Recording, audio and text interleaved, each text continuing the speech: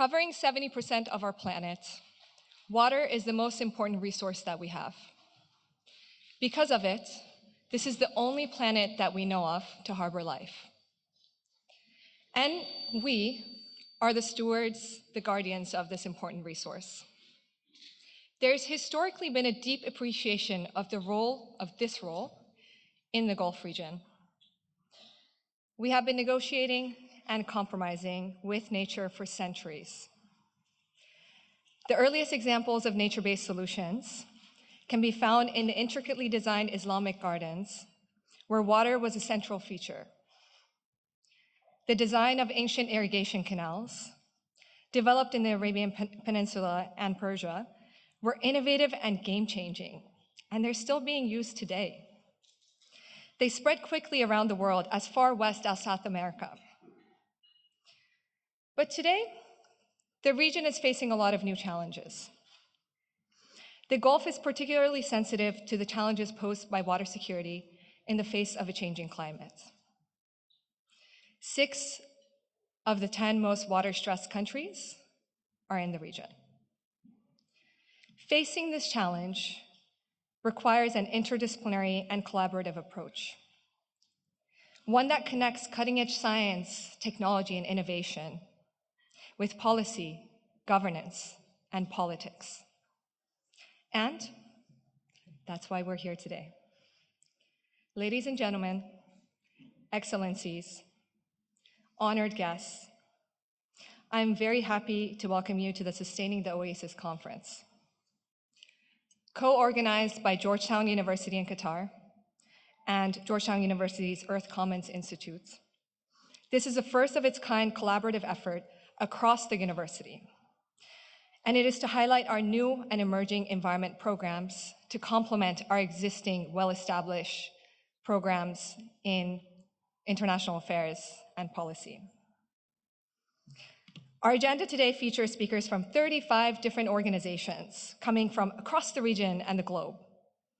I'm truly so proud of everyone that we have gathered here today, the esteemed experts. And especially given that there are so many other priorities going on right now, especially in this region, I truly thank you for taking the time to be here. Over the next 2 days, we will strive to discuss water's fundamental role as a source for cooperation and a driver for the economy in this region. We want this conference to serve as a platform for discussion and collaboration on water security, and truly hope that it will serve as a unique platform for environmental dialogue going into the future. And I'm very happy and very proud to share that among the other planned outcomes, the high-level findings from this conference will be shared with the COP28 presidency team to inform discussions and negotiations around water. And with that, I would like to introduce Dean Pete Mara, who is the Dean of Georgetown University's Earth Commons Institute, to say a few welcome remarks and get us started. Thank you.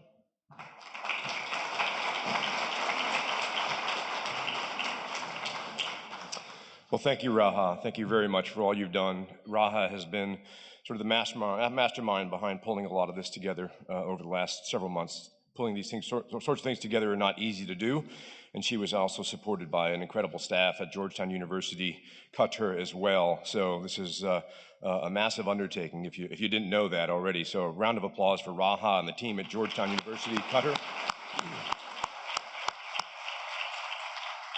So a few months ago, I woke up to a text from a friend and lived in Ottawa, and he was telling me that he was flying to British Columbia, which is in Western Canada, because his mother's house was in the fire zone of a raging, rapidly moving fire in Western Canada. And he was going to be packing up his mother's things and moving her to a different part of, probably to Vancouver or somewhere else. But it occurred to me as I was reading this email that a close friend of mine was becoming a climate refugee. And unfortunately, this is not an unusual story that we're hearing from around the world. This is not unique to the Western United States at all, California or Vancouver, or most recently in Hawaii. This also occurs in Greece, in Australia, in a variety of places. This is unfortunately a very sad reality of what we're now dealing with. But when I got in my car and I turned on NPR, there was a story that came on around an experimental sail that was being put on a commercial ship that was going from China to Panama. And it was actually, they called it a fin, not really a sail, but that's essentially what it was. And it was going to be capturing wind power and sailing across the sea to Panama, saving 20 tons of CO2 emission that was going to be going into the atmosphere. And I couldn't help but think about, the choice that I had that morning. I could either sort of focus on the negative issues associated with my friend and his mother becoming climate refugees, or I could sort of think about the positive power that we see through solutions and what we can actually do as people on this planet to move us forward in positive and really important ways. And I think it also captures what we're trying to do at Georgetown University through the new creation of something called the Earth Commons, by creating environmental education, transformative educational opportunities, research opportunities, and action on the ground all around environmental issues. I started my career at the Smithsonian, where I spent 20 years studying birds.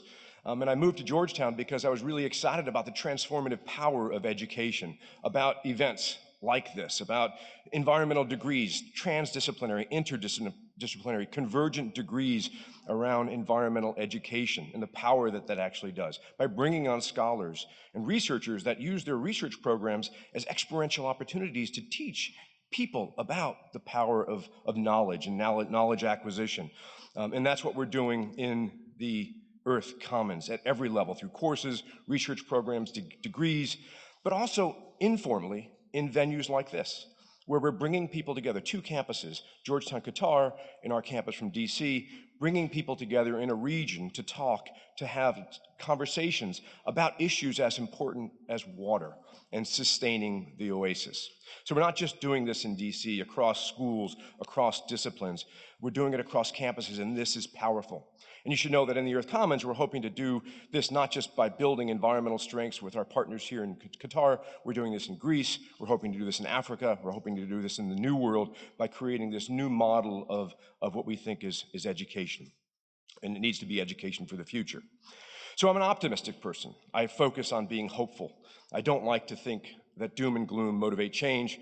Of course, we may learn that there's a Gladwellian answer to that, that perhaps that doom and gloom does influence change more than hope, but I choose to focus on hope. I think that the dialogues that we can develop over the next 2 days, what we're doing here together, can really, really be powerful. We come together and cooperative as a team, talk about issues about something like water, which is essentially going to be the next fossil, or is becoming the next fossil fuel, as significant as the next fossil fuel in the next few years.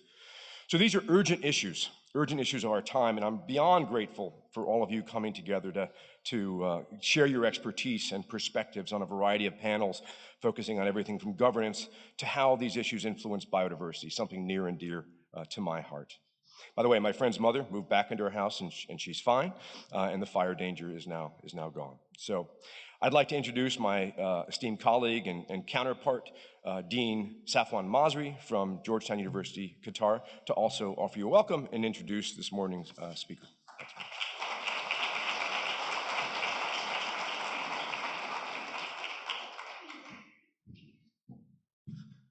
Good morning. Assalamu alaikum. Welcome to our esteemed guests, panelists, members of the Georgetown University community, friends, colleagues. Thank you for coming this morning. I want to start by, first of all, acknowledging my good friend and colleague, Pete Mara, for all the work that he's done in making today and tomorrow possible.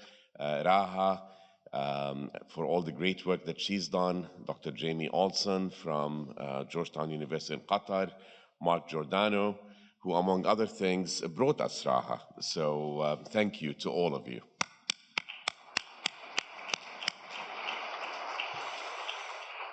So on behalf of Georgetown University in Qatar and Earth Commons, we welcome you to Sustaining the Oasis, Envisioning the Future of Water Security in the Gulf.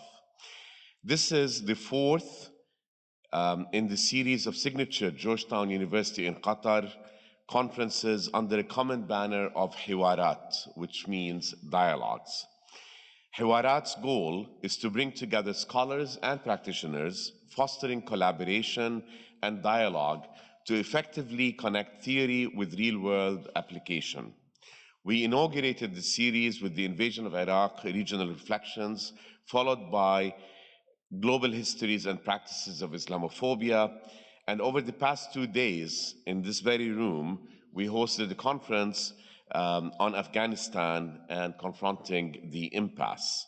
In early December, we will close this season with global energy cultures, how energy shapes our everyday lives. All the topics are timely and critical, but this one is unique.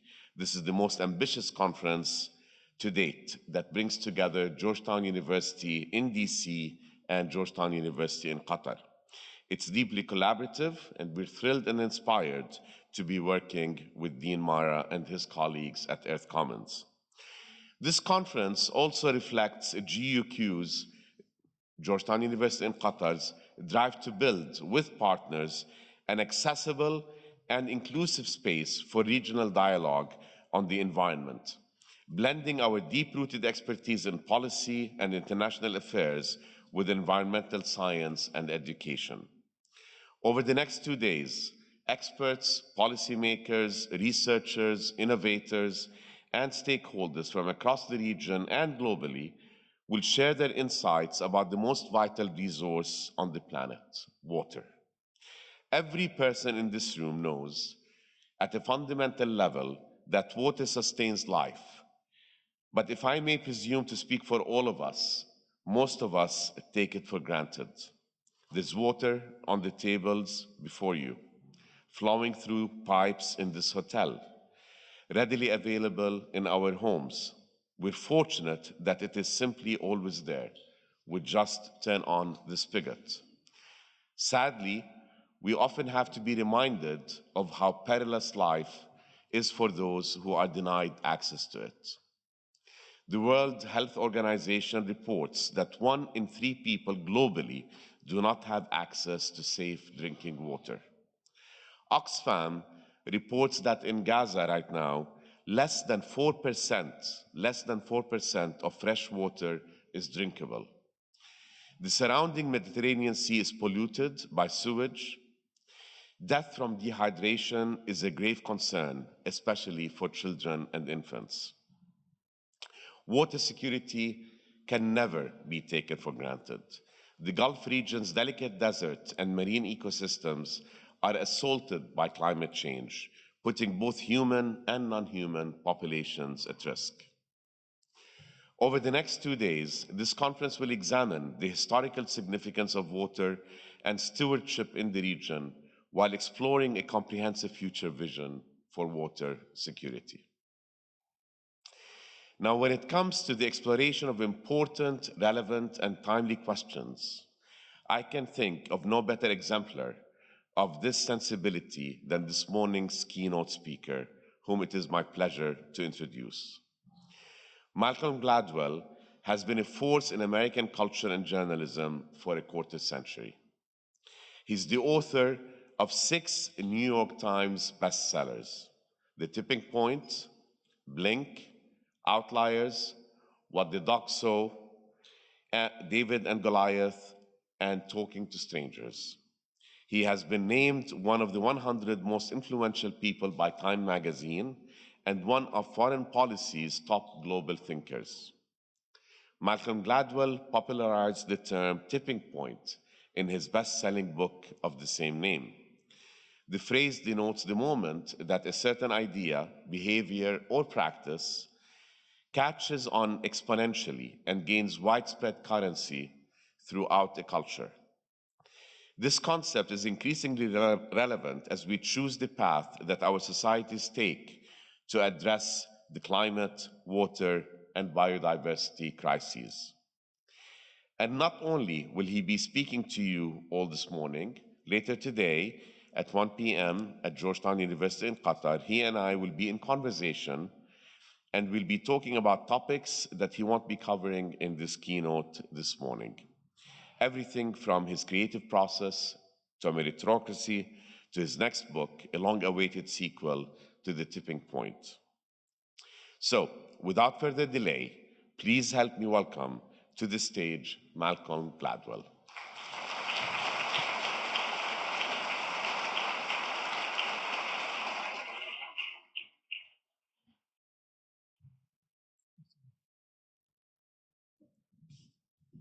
Thank you for that very kind introduction. It's a real pleasure to be asked to speak to all of you today. I thought I would stand here. It seems less formal. I've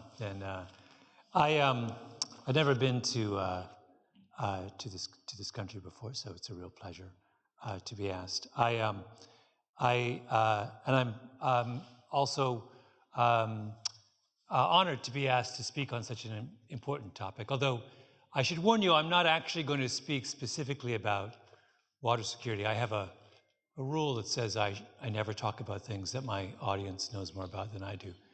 I came upon this rule the hard way. There's a graduate school in Manhattan called Rockefeller University, which is one of the most prestigious science grad schools in the world. Everybody, basically the entire faculty, has won a Nobel Prize at some point. And they used to have this public lecture series, which was basically they would bring in lambs for the slaughter. And I was once a lamb, and I came in and I gave this talk, and very foolishly I mentioned some missile system from the 70s. And at the end of my talk, this little old wizened white-haired guy in the front row raised his hand and said, still had the German accent. They often have German accents at Rockefeller. And he said, Mr. Gladwell, with respect to your discussion of the SS-70 missile, you are 100% incorrect. How do I know this? I designed the missile. So you never really recover from an experience like that. So I'm not going to speak directly to the subject of this conference, but I thought it would be appropriate as the first keynote of the conference, to talk more generally conceptually about the kind of challenge that you're facing and what that kind of challenge requires of you.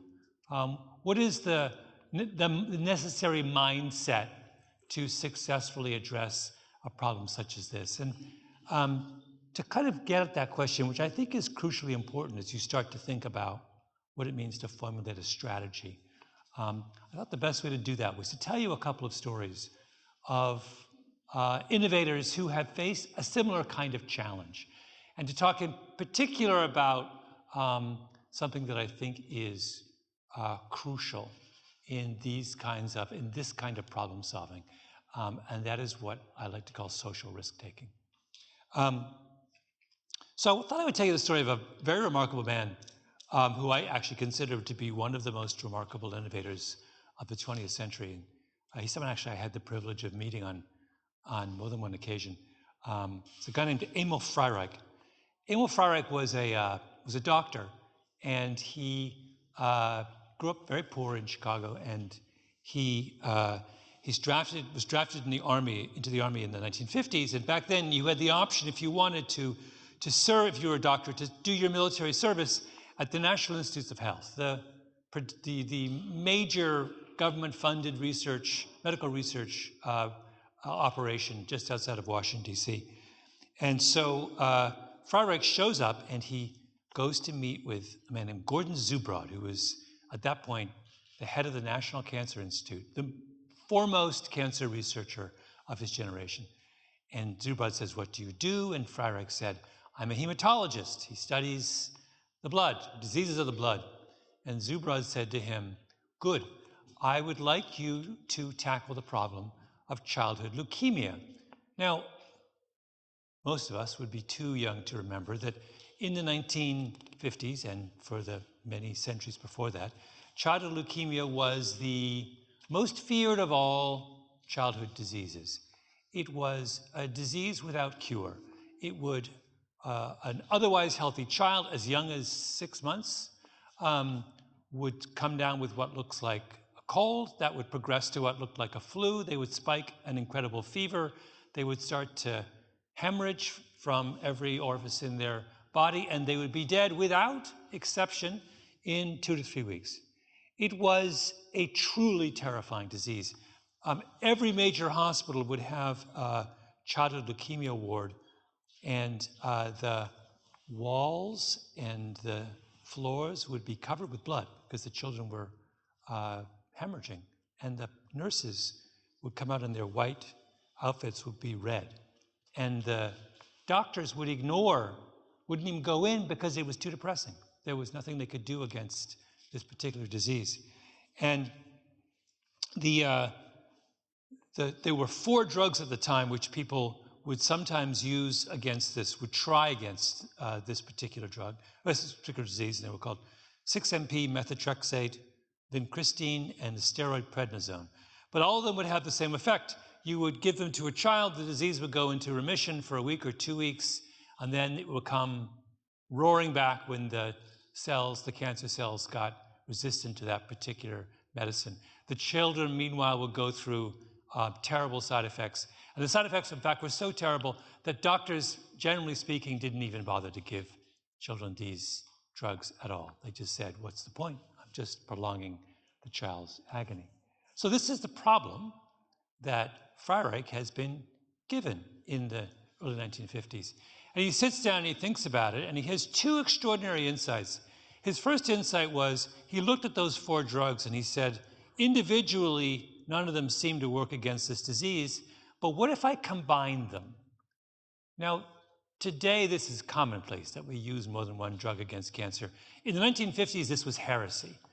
People thought that if you combine drugs, then somehow they would cancel each other out or they would cause extraordinary toxicities.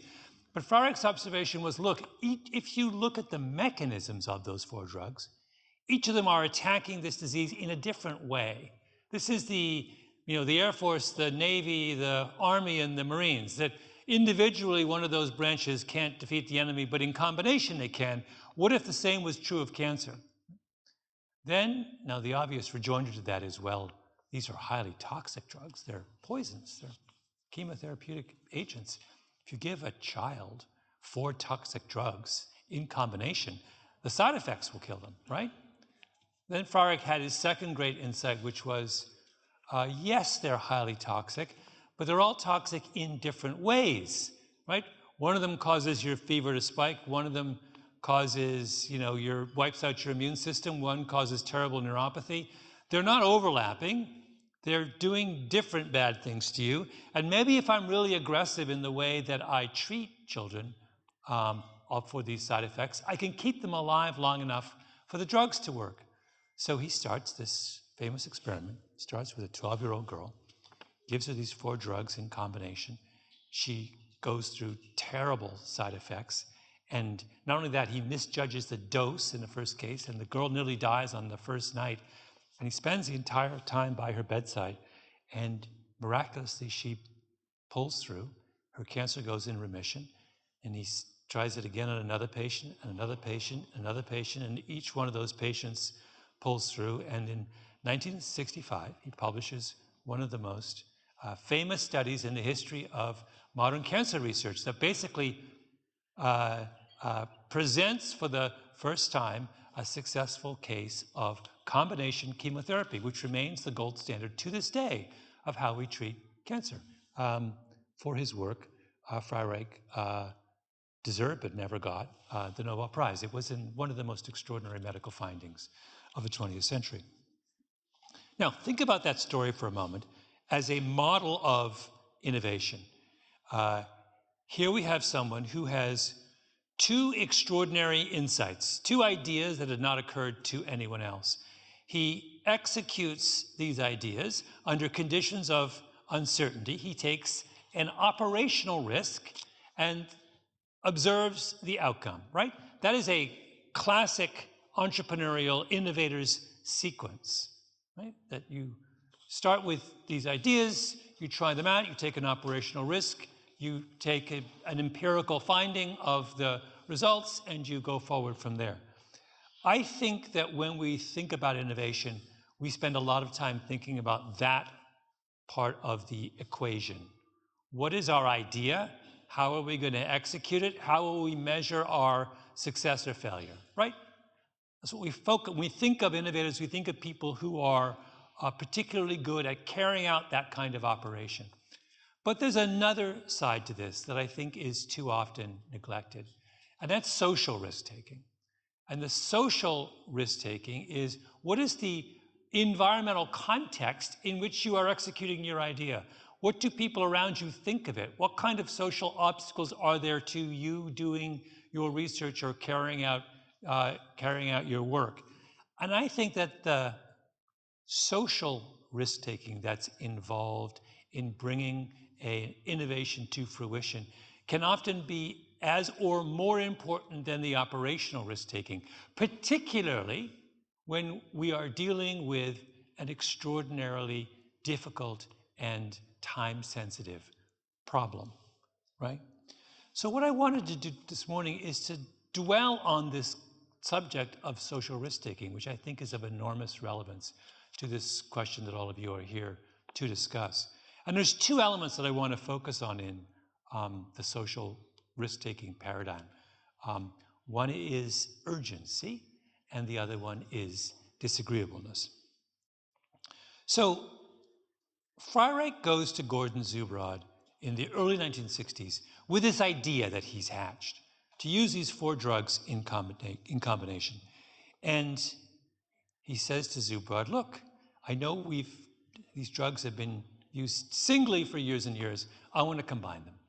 And Zubrod looks at him and says, are you crazy, right? And he says, no, I'm serious. And Zubrod says, well, do you have any animal data on whether this idea has any kind of, is there any empirical support for the notion that giving 4 drugs in combination will work? And Freireich says, I don't have any animal data because we don't have an animal model, right? You can only proceed with any kind of preliminary animal research in cancer if you have a model, a mouse or something, that actually has a disease that you're interested in studying. In the early 1960s, there was no mouse model for childhood leukemia. Freireich says, I don't have a mouse model. I could develop one, but it would take years. So that's off the table. This is just really an idea that I've worked out in my head. And Zubrod says, okay, what about the side effects, right? They're going to be incredible. You're going to kill the children before you even cure them. And Freireich says, actually, no. I've looked closely at the side effects. I think they're very different. My idea is that I can probably keep the children alive long enough for the drugs to work. At this point, Zubrod is just rolling his eyes. And he says, and what if you can't keep them alive? And what he means is, this is a government-funded research institute just outside of, a few miles from Congress, and a young man is proposing to take desperately ill small children and treat them with highly toxic chemotherapeutic agents that have never been used before, even on animals, right? He's like, if you fail, you will be pulled before Congress. They'll call you a Nazi doctor. They'll shut down the National Cancer Institute. The stakes here are extraordinary. He says, and what are you going to say to the parents? You're going to go to a parent whose child is bleeding from every, orifice of their body and in extraordinary pain, and you're going to say, well, I think what I want to do is take your child away and try out some crazy new drug regimen on them. Zubrod lists all of these objections, logical objections. And Freireich, who was this enormous man, he was 6'6", looked like a bouncer, says to Zubrod, I don't care. Look, I have a ward of children at the clinical center at NCI. I got 20 kids with leukemia in there now. Every single one of them will be dead in 3 weeks. Why don't you let me try, right? And Zubrod says, okay. Now, what's crucial about that is that no one had thought about that problem before in that particular way. There were all kinds of people who were working on childhood leukemia around the world, but they were approaching it like an ordinary problem. An ordinary problem is a problem where we proceed carefully and methodically, where we line up all of the necessary partners to support us, where we dot our I's and cross our T's, where we take painstaking steps to ensure that every idea we have is backed by the appropriate evidence, right? We proceed in this orderly manner towards some kind of conclusion. But Freyrig thought that this wasn't an ordinary problem, that you couldn't approach it in that way when you had a room full of children who would all be dead in 3 months, right? And because he sees the problem with that sense of urgency, it dramatically changes the way he approaches the challenge. Let me give you another example of this, because it's fascinating to see how many times entrepreneurs in these, innovators in these particular situations have this particular trait of urgency. This is a story from roughly the same era. In the late 1960s, Xerox, which was then the world's preeminent high-tech firm, built this legendary research center in the hills overlooking Stanford University in Silicon Valley. And it's called Xerox PARC. And it was the most extraordinary computer research institute ever built. It was this gorgeous modernist building, and they went out and they hired 60 or 70 of the most brilliant computer scientists from around the world, and they gave them unlimited research budgets, and they, all the help they wanted, incredible labs. And the guys from Xerox came in and just said, we're writing you a blank check. You're going to be on your own. Xerox is based on the other side of the country. We're as far away from you as possible. You're on your own. Your only instruction is go and invent the future of the office, right? And so over the course of the next 10 years, starting in the late 1960s, that's exactly what the people at Xerox PARC did. Everything we associate, virtually everything we associate with the personal computer revolution came out of Xerox PARC. They invented the first personal computer. It's called the Alto. They invented Windows, they invented the mouse, they invented the Ethernet, they invented the laser printer, they invented the first word processing software. I could go on. It all came from Xerox PARC, from this group of geniuses. It's one of the most extraordinary innovative moments of the 20th century. So in fall of 1969, a guy named Steve, who worked down the street in Cupertino, had a little computer company named after a fruit, was told by his engineers that he should really go and check out what was going on at Xerox PARC. And at the time, this little company named after a fruit, you may have heard of it, it's called Apple, was just doing little, very, very basic computers that worked the old way. The old way computers worked, if you remember back that far, was that if you wanted the computer to do something, you had to type in a command on the command line, and then, right? So Steve goes to Xerox PARC, and they give him the tour, and they show him all these gadgets, the laser printer, the way that Windows worked. And finally they bring him to the Alto, and they said, we've invented this thing called the graphical user interface, which is you have a little thing you hold in your hand called a mouse, and when you want the computer to do something, you just click on an icon on the screen. You no longer have to type in long, complicated commands on your keyboard. It's as easy as a click. Anyone can use a computer now. And Steve Jobs, listens to this. He's 23 years old, and he says, "This is the most extraordinary thing I've ever heard. This is what we needed to start the computer revolution. This is going to democratize this most crucial of innovations." And the people from Xerox said, "Yeah." And Jobs said, "This is the future of computer." "Yeah, and we know that. We invented the future." He's jumping up and down with excitement, and he races back to his little garage in Cupertino, and he turns to all of his engineers who are working on a computer called the Lisa, which is a traditional command line. And he says to them, "Stop. Not interested in that anymore.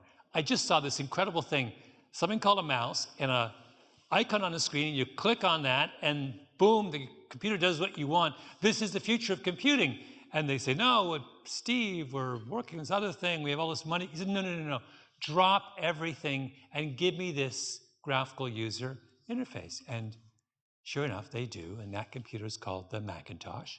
It's the computer that puts Apple on the map. It's probably the most significant product in the history of Silicon Valley. It launches Apple on this trajectory that's still on to this day, right? It's a computer where that's distinguished by the fact you have a little mouse and you click on the screen and it's called, and you click on a little icon and it does what you want to do, right? Okay, so what's the difference between Steve Jobs and the geniuses at Xerox PARC? Why is it that his idea works and we all use Apple products today and no one has a Xerox personal computer, right? Was he smarter than they were? No. They were smarter than he was. They invented all that stuff. He didn't. He just stole it. He didn't. Were they more insightful about the future than he was? No. When he said, do you guys realize this is the future of computing? They said, yes, we do. That's why we invented it. Did he have more resources than they did? No. He was a little guy in a startup in a garage. They were the amply funded research arm of the single most prestigious and profitable tech company in the world in the 1970s. So what's the difference between Steve Jobs and the guys at Xerox? He's in a hurry. That's it. He had a sense of urgency about this. He was like, not only do we have to do this, we have to do it now. And the guys at Xerox PARC, the geniuses there, they were like, well, we could still tweak some things. Let's work on this a little bit more. Let's build in some more features. And they were still tweaking things when he was selling the Macintosh to people around the world and establishing Apple as the paradigm of the new computer revolution, right? That quality of urgency is something that I think we underestimate when we look at the success of entrepreneurs, particularly when we're no longer dealing with ordinary problems. For Steve Jobs, the dawn of the computer age was not an ordinary problem, right? And that meant that he had to be willing to take a social risk. And believe me, there was a social risk involved in approaching that problem with such urgency. He had to go to his investors and his engineers and his board and everyone and say, we're on the wrong track. Stop. We're reversing course and building an entirely new product, right? Because he was willing to take that social risk and put his urgency into action, he was able to seize the moment. So, back to Freireich. Freireich goes back to the hospital after he gets approval from Zubrod and starts his research. And everybody at the National Cancer Institute thinks he's crazy. And you can imagine why they do. They had been living with childhood leukemia for years. They considered it to be an unsolvable problem. And here's this kid, Freireich was only in his, I think, late 20s at the time. This big, towering kid comes in with this heretical notion of combining 4 drugs in combination and giving them to desperately ill 6-month-old children, right? They thought he was a monster. They honestly thought he was a kind of Nazi doctor. Freireich used to, I talked to all these people who were at NCI back then. Freireich he would give presentations at scientific meetings and people would heckle him. If you could imagine, he's presenting data on how he is trying to solve one of the most dreaded of modern childhood diseases, and people would try and shout him down at scientific meetings. He used to, in order to keep his children alive, he had to give whole blood transfusions of the children he was treating. And back then there wasn't the kind of blood products we have now, so you had to literally replace the blood of a child with other blood. So you had what's called a sausage, huge plastic balloon filled with blood, and you would transfuse the child. He would hold it like this. And if you make a mistake with this, what's called with a sausage, the child dies. They have stroke or, and then once someone at NCI spotted Freireich doing this incredibly dangerous procedure with with a child like this big, and said, "If I see you do that again, you're fired." And Freireich said, "Fine, because if I can't do this, I don't want to be here." Right? That's the kind of man that he is. You know, people wouldn't work with him. He was at one point left really by himself to do this research because people thought what he was. People who were warned that their careers would be at stake, their reputations would be ruined if they were in any way associated with him when he was doing this research. But he didn't care, right? Why didn't he care? Because he was possessed of the quality of disagreeableness. Now, when I say that word, I don't mean obnoxious. That's the most obvious synonym for disagreeable. Disagreeable is the word that psychologists use to describe the characteristic of someone who does not require the approval of their peers to pursue a course of action, right? And when we are dealing with ordinary problems, that's not necessarily a good trait to have, right? An ordinary problem requires building consensus and bridges and bringing people together. When we are dealing with problems that are not ordinary, disagreeableness becomes a great advantage. Another illustration, a wonderful illustration of this is the story of the guy who founded IKEA, Ingvar Kamprad, who when psychologists talk about entrepreneurs, they talk about 3 traits. They are people who are open, highly creative, people who are conscientious, who are able to get something done, and people who are disagreeable, who do not require the approval of others to do what they want to do. And if you think about those 3 traits in combination, you realize that's why really great innovators are so rare, right? Lots of us can think of people who are creative, but who are not conscientious, right? That would be people sitting around in coffee shops in downtown Manhattan all day.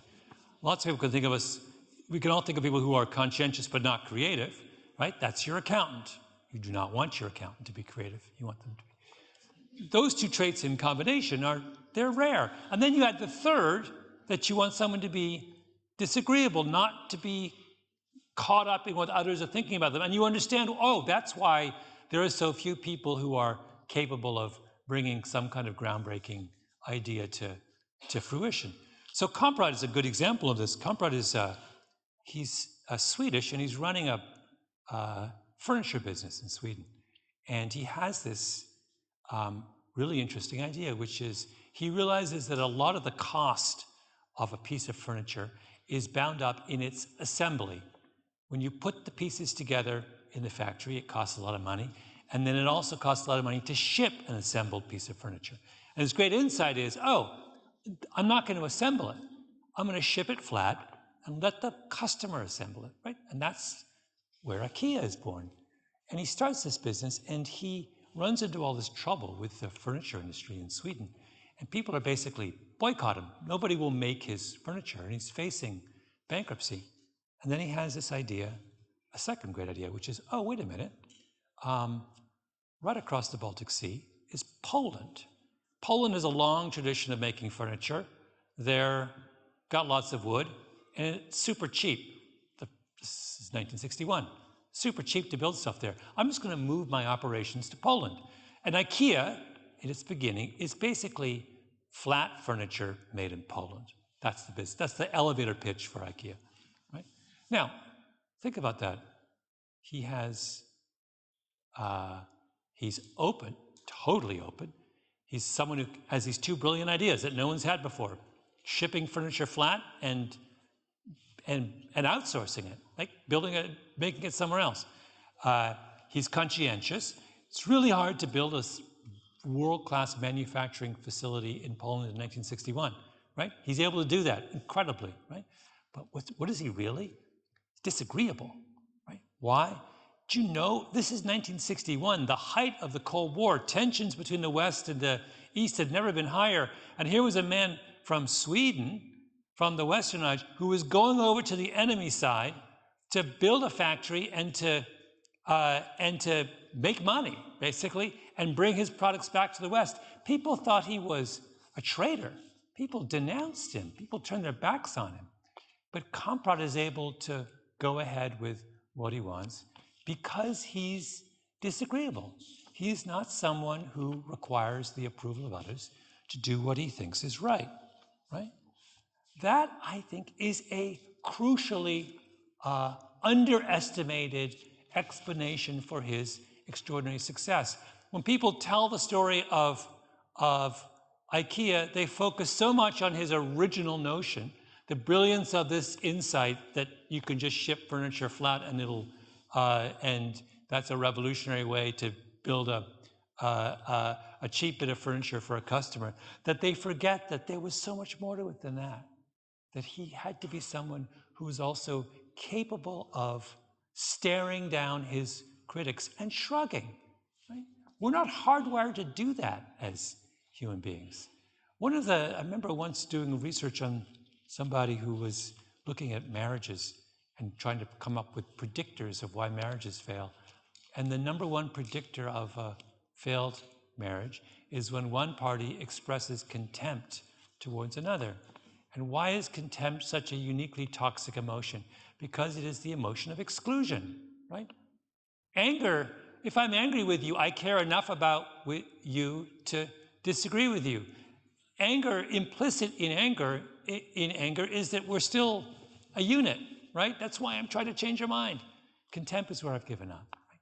No relationship can survive contempt because as human beings, we desperately need that kind of approval from those around us to give us some confidence and sense of worth in what we're doing. Kamprad doesn't need that. He doesn't care.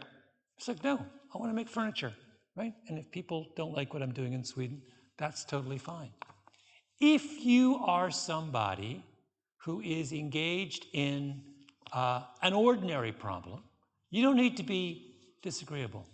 And one of the mistakes we make is to treat every one of the problems we face as an ordinary problem, and to assume that it's not necessary to be urgent or to be disagreeable.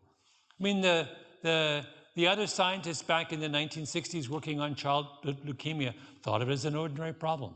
It wasn't necessary to be in a hurry or to turn their backs on what their peers were thinking. The competitors to Ingvar Kamprad thought about making furniture. What could be more ordinary than making furniture, right? Never occurred to them to do something that would challenge the status quo. The people at Xerox PARC thought of making this extraordinarily revolutionary thing called a personal computer as an ordinary problem, right? They were going to do it their way, in a way that made them all happy at their own pace. Never occurred to them that it fell into that other category of a problem that required some degree of social risk-taking. Well, I say this, all of this to all of you, because you are engaged in a problem that is not ordinary, right? That requires some degree of social risk-taking. I was, reading about an editorial that was written not long ago about deforestation in the Amazon, making the point that there is a tipping point in Amazon deforestation. There's a point which we are perilously close to, where the ecosystem of the Amazon will change very quickly from a rainforest to a kind of savanna, right? Which with devastating consequences for the planet. If you look at the problem without that understanding, and you say, well, right now, 20% of the Amazon is deforested, that suggests that 80% is still there. We've got some time. We can work through the normal channels and be methodical and take our time and build a consensus and come up with an empirically sound strategy for addressing this issue. That's thinking of it as a normal problem, right? But it's not a normal problem. It's something that is going to change overnight, and we can't approach it with that same mindset if we expect to have any kind of positive outcome.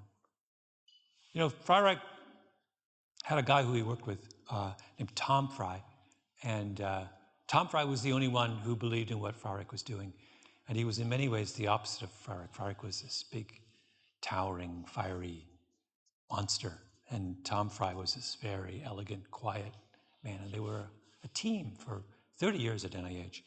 And when I got fascinated by Emil Fark, I went to see Tom Fry, who was then in a nursing home. And and I asked him why they did what they did, because when they were pursuing this idea to solve childhood leukemia, they were putting their careers and their reputation at risk. If they had failed at any point during the way, they would have been out of the profession. It would have been over for them, right? I said, why? You had a good family. At any point you could have left and gotten a high-paying job somewhere in the private sector. Why did you persist for 10 years in pursuing this incredibly crazy notion about how to treat childhood leukemia? And he said to me, something I'll never forget, he said, because we had no choice, right? Which I think is a beautiful way to sum up the mindset of the innovator who is willing to take social risks in pursuit of a problem that is not ordinary. And I would submit to all of you that you also have no choice. Thanks so much.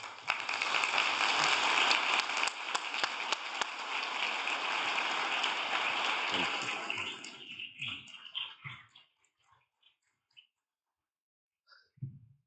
I could listen to you for hours on end, and I think I can speak for everybody in this room when I say this. Thank you, Malcolm. That was really, really thought-provoking, counterintuitive, and incredibly fascinating. And I think the challenge, Pete, Raha, Jamie, everyone here, is to keep that front and center as we think over the next couple of days about the application. I mean, one thing that I take from this is how incredibly important to underscore the sense of urgency, right? And I'm thinking also of innovation in a place like an academic institution. I'm looking at my colleagues and thinking about what we're trying to do, right? And thinking, are we being creative? Are we being conscientious? And are we being disagreeable, right? And are we taking the right kind of social risks and operational risks? So can we start? I'm going to ask Mr. Gladwell a couple of questions. So we'll have a bit of a conversation, and then I will entertain questions from the audience. I know there will be lots of questions from the audience, so please scan the QR code that's at your table to forward questions to me that I will then address Malcolm with. Can we expand on that a little bit and think about climate change more broadly? I mean, you talked a little bit about the Amazon and talk about sort of the tipping point there, and how do we apply this idea of urgency and make a connection between social movements, tipping points, and the climate crisis globally? Well, I think, the thing about tipping points is how profoundly counterintuitive they are. So I really think that as a kind of, all human beings are endowed with certain kind of baseline intuitive notions about the way the world works. There's a whole field of psychology that looks at intuitive psychology. And one of the most pervasive intuitive notions we hold is the idea that there is some linear relationship between cause and effect, between inputs and outputs, that when you push this hard, you get this much of this, that whatever you're pushing goes this much faster. So it's very hard for us to acknowledge that to understand that there may be situations where change does not proceed in a linear manner. And the minute you are confronted with a problem that isn't linear in orientation, your whole sense of your timeline is thrown off. I mean, that's why I brought up the Amazon deforestation thing. Is you hear, oh, it's 20% deforested. So you think, okay, I have I got a lot of time, right? We're still early stages. Whereas when you understand, oh, no, it's a nonlinear model, and at 40% deforestation, the whole thing collapses. And then you realize, actually, we don't have a lot of time at all. That's just really hard. I mean, I think a lot of what we think of as climate denial is not actually climate denial. It is people struggling with to adjust to this kind of a non-intuitive timeline, right? A lot of what looks like climate denial is, yes, there's a problem, but doesn't, we surely, we can take our time with this, or surely there's no reason for us to panic. It's that kind of, that's what it really means. They haven't grasped the peculiar dynamics of these complex systems. And I think that, go ahead. No. No, I was just going to say that if you reinterpret denial as a misunderstanding of the underlying model, then it changes the way you try and change people's minds. So it's perspective. It's turning something on its head, to use an old cliche, and the counterintuitive is always very appealing because a herd mentality would cause you to think in terms of, well, this is how you look at it, and you look at everything linearly. But if you pause for a second and you say, am I really looking at the problem the way that I should be looking at it? And then it becomes counterintuitive. But in Blink, you talk about also, I think it was in Blink, I've read all your books, and sometimes some of the ideas, I can't remember where I picked this one or that one from, which actually is to your credit, because when you've been influenced by somebody's thinking and you can't pinpoint exactly where or when you picked that up, that's a testament to how you've internalized it. You talk about the power of intuition, right? And that oftentimes we rely so much on analysis, right? When we should really rely more on the fact that we know it. Yeah. Although, in Blink, I mean, I'm interested in educated intuition. Right. And I am also terrified of intuition that is developed in the absence of, experience. And so this would be, what we're talking about with climate change would be an example of the wrong kind of intuitive notion. And a really interesting question that I think would be worth spending more time on is there something wrong with the way we are kind of educating people's intuitions about the climate? Are we showcasing the right kinds of stories? Are we, and I don't have a good answer to that, but I suspect it does strike me that the persistence of skepticism about some of these issues suggests there's something very wrong with the way we are framing the problem for not just for the public, but for also policymakers of one kind or another. Especially. And for example, this is a semi-random question, but I think that the fastest way to get someone's attention on many issues is to frame it in economic terms, and that when insurers start weighing in on climate issues, I feel it gets people's attention in a way that almost no other intervention does. The debate in the United States, for example, over hurricane risk in Florida, that debate's been going on for a long time. It has only gotten traction very recently when insurers said, you know what, we're not going to sell you home insurance anymore. All of a sudden, like, all kinds of people who are shrugging this off are kind of standing up and saying, notice. It's the same message that all kinds of other people were saying, but it's come from a different place for different reasons, with different immediate consequences. And that somehow broke through people's kind of intuitive notion that this was a gradually unfolding problem. Right. When So the note from your insurer saying your premium just tripled or we're canceling it altogether resonates in a way that, the climate activists' speech does not. And I wonder whether we need to spend more time thinking about the kind of context in which we are educating people about these sorts of risks. You're talking about educating them, you're talking about shaking them up, right? I mean, sort of a shock factor that gets you to act. Yeah. Yeah. And again, I mean, one of the questions I have, not for Malcolm, but for my colleagues who are experts over here is part of the stagnation in solving climate problems the fact that we have been approaching it linearly. Just, the fact that you have COP26, COP27, COP28, is that an incremental sort of gradual? Let me ask you another question, please, and that is,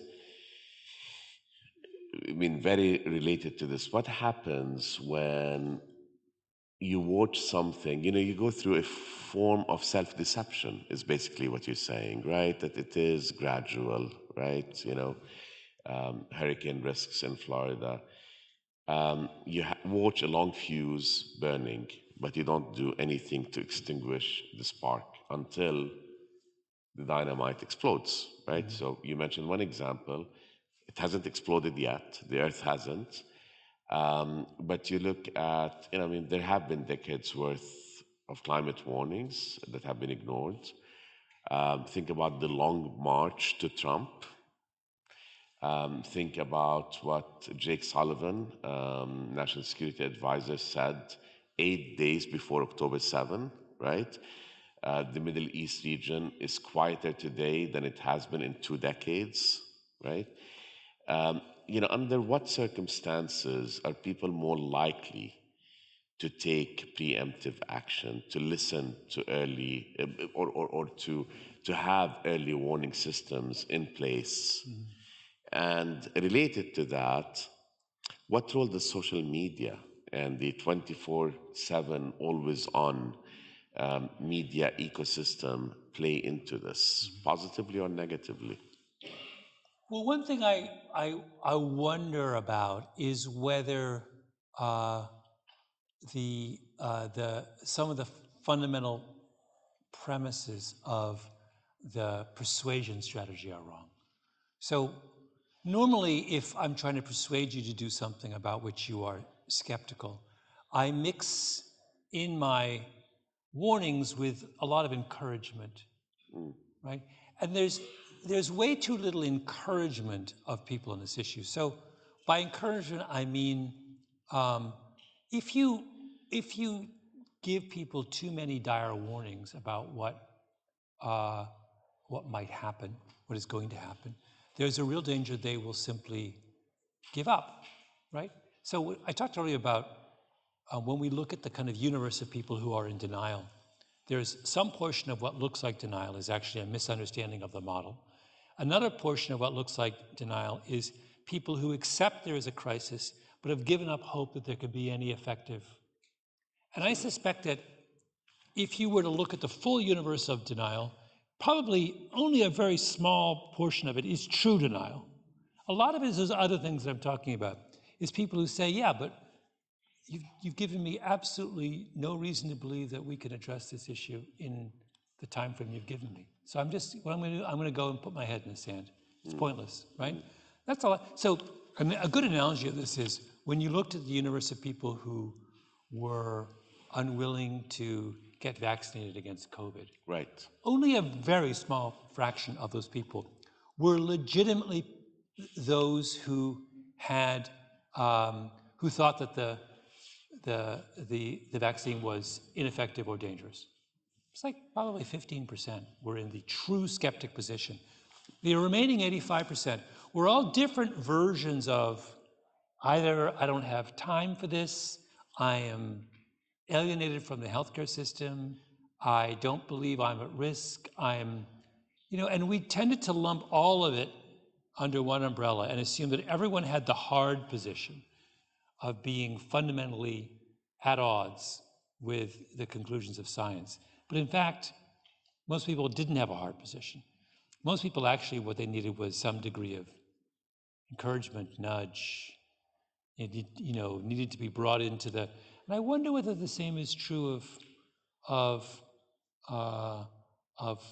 the question of engaging people with the climate issue. That maybe there's a lot of people who just need to be encouraged that something could be done, that we've made progress already, that, a good example of this was the work that was done years ago on the ozone layer. Right. Was a success. Yeah. Right? An extraordinarily small amount of time was spent trumpeting and congratulating all of us on that success. Right? Most people, I think today are completely unaware of the fact that that was a problem that was successfully solved on a multinational basis. Right? Worked. The system worked in that case. I don't understand why we don't spend more time talking about past successes, because that's the kind of thing that makes people believe that this is something that's possible to address.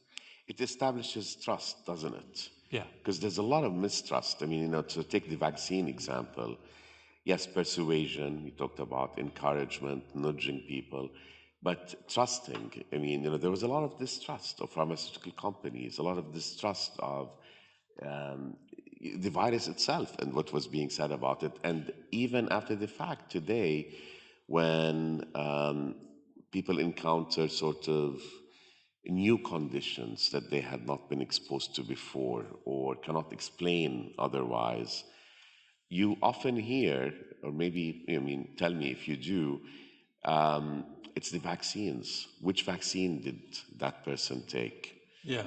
Could that be causing this cognitive issue that they're having or this heart problem that they're having?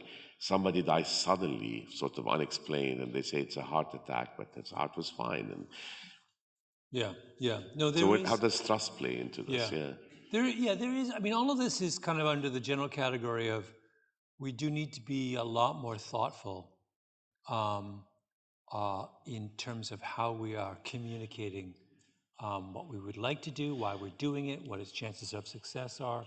And we need to learn from, I think, if you look at the last 20 years, movement hasn't done a very good job of convincing the public of it. So maybe it's time to kind of think of some new strategies. Let's take some questions from the audience. I see a few on my screen. I want to be selfish and just continue asking you questions and having conversation, but this is about engagement here. So one question says, your message about being disagreeable and taking social risks is so important. What's your advice for educators to create the next generation of risk takers? Oh, that's interesting. Well, I think that you had asked a question earlier about social media. And the problem with, one way to think about the problem with social media is it amplifies some of the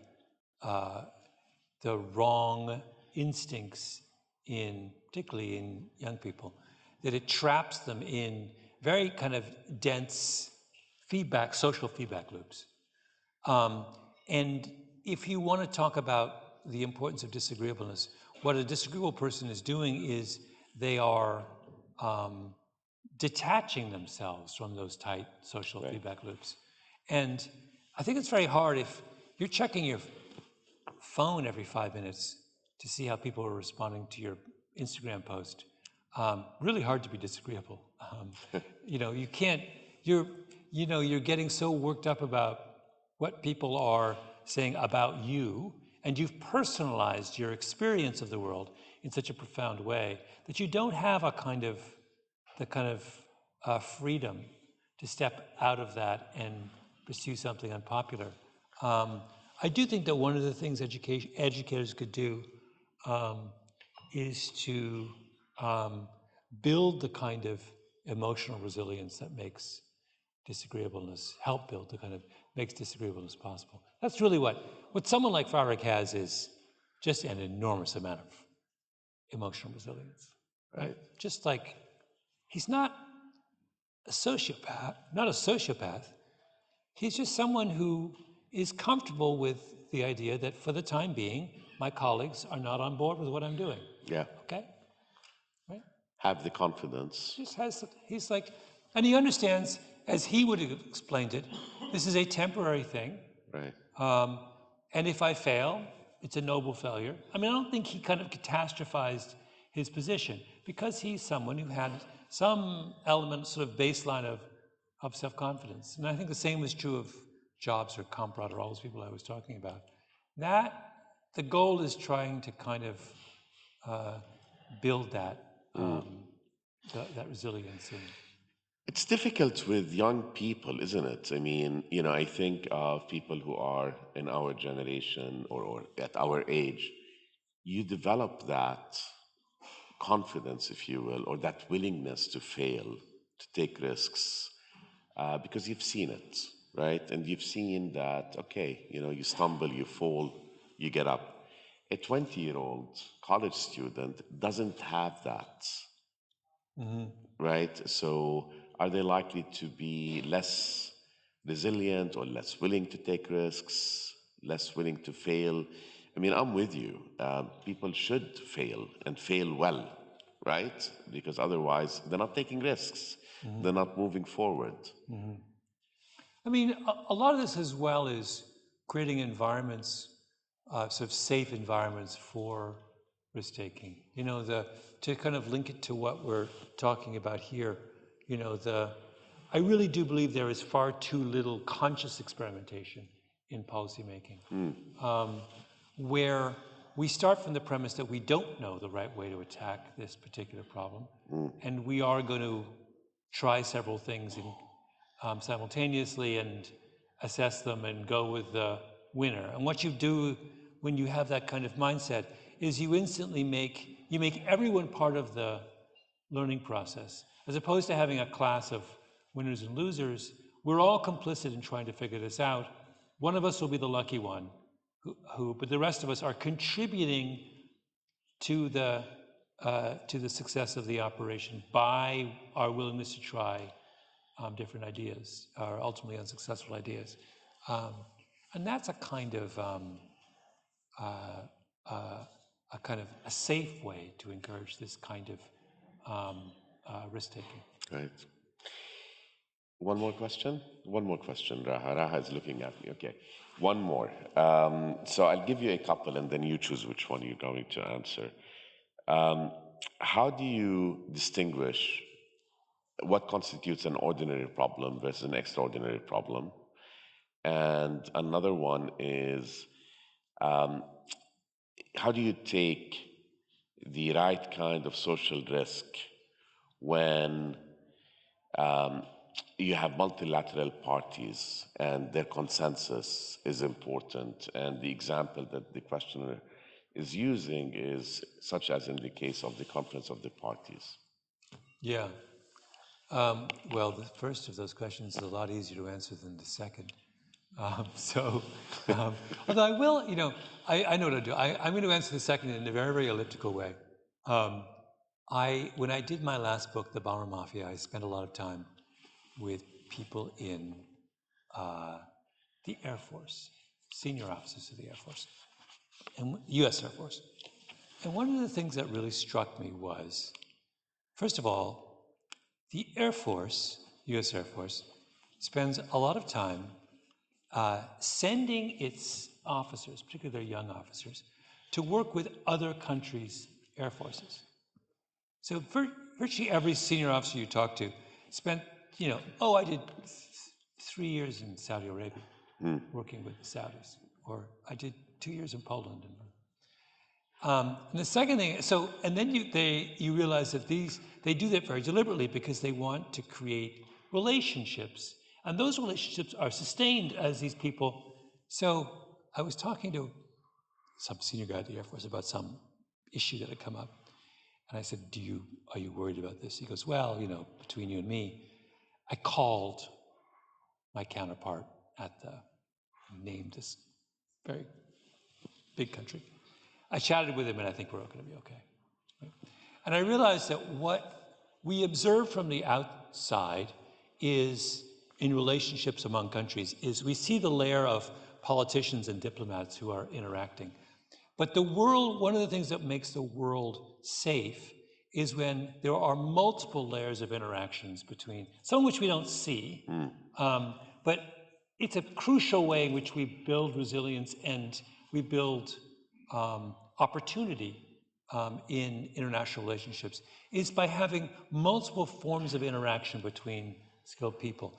And I think that in answer to that question, the trick is to try and build even more of those kinds of subterranean networks. And subterranean networks are these kind of, I don't want to use the word clandestine, but they are kind of clandestine. We don't see them, but they're enormously effective at bringing about, you can get very motivated parties who are, below the level of politics and diplomacy, can bring about consensus and come up with ideas, and those ideas can trickle upwards in their home country. And that can be a surprisingly effective way of bringing about change. So I wonder whether if we're starting a campaign, one of the first things we should start to think is, how can we do a better job at building those kinds of subterranean connections? Yeah, that's very powerful. And to resist, because what often happens in building consensus is that you end up adopting the least common denominator, right? Yes. Which is, what the meeting of Arab and Muslim leaders yesterday in Riyadh is, I think, rightly accused of having come up with, right? So you've had different ideas, but then you agree on what everybody can agree on. So I like that idea of the subterranean. Malcolm, thank you so much for giving of your time, of your wisdom, and thank you all for listening so intently. I know that everybody has enjoyed it tremendously. We're very fortunate to have you with us. We're very fortunate also that your first visit to Doha, I hope it is the first of many, but that you've graced us with that first visit. So thank you very much. Please join me in welcoming.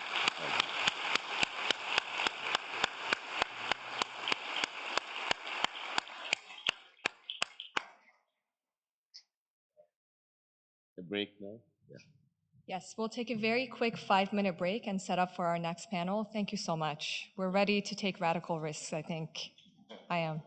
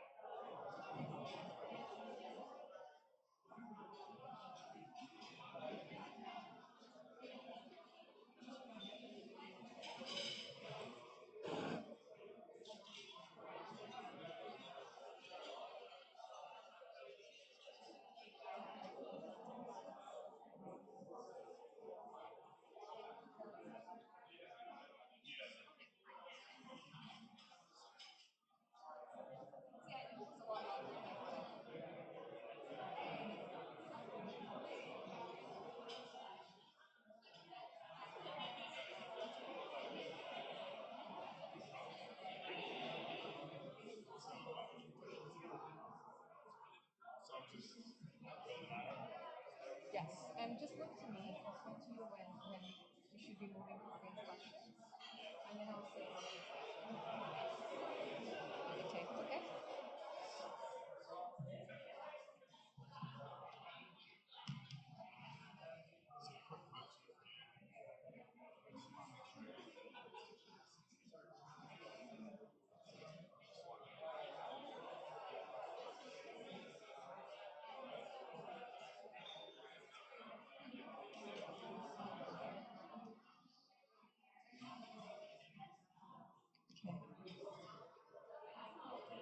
Ladies and gentlemen, if we could get everyone to get back to your seats, please. We're going to get started with the next panel.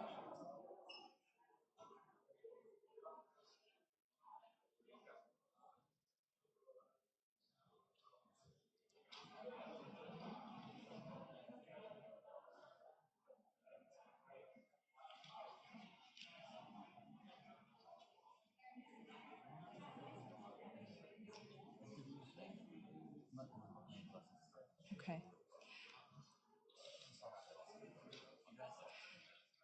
So following that really inspiring keynote, what we wanted to do was to start with a regional perspective to really set the stage for the day. And it's my pleasure to introduce the next panel, which is a high-level panel on water security and stability in the Gulf. The panel will be moderated by Dr. Marcus King, who is a professor of practice at Georgetown University School of Foreign Service, STIA, School of Technology and International Affairs, and the Earth Commons. Thank you, Marcus. I'll leave it to you. Thank you so much. So as had been noted previously by Raha in her opening comments, the Middle East region is one of the most water-stressed countries in the world, and rising water demand is putting pressure on fresh water supplies, all in the context of complicated geopolitical issues and a rapidly changing climate.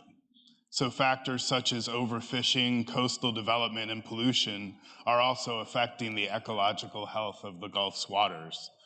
Furthermore, countries in the region face other acute water security issues that could be connected to conflict and are detrimental to regional stability. All of these factors highlight the need for new organizations and approaches to facilitate cooperation around shared water challenges.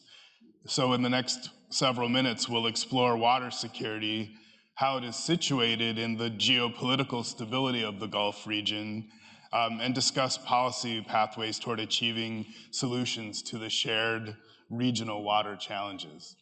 So let me briefly introduce our distinguished panelists.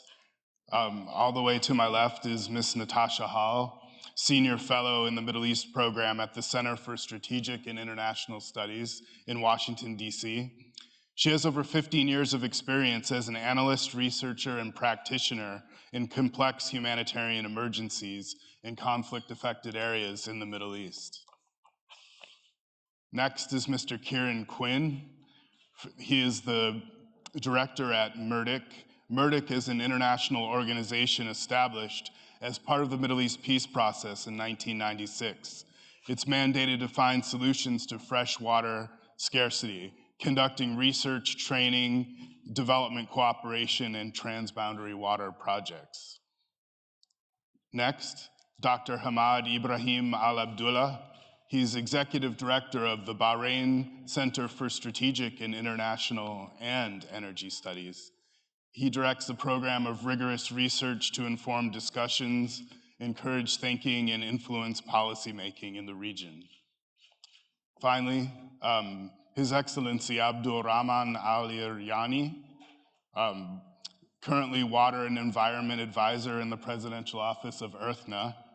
Earthna is a nonprofit policy research and advocacy center established by the Qatar Foundation to provide a holistic view of environmental, social, and economic prosperity.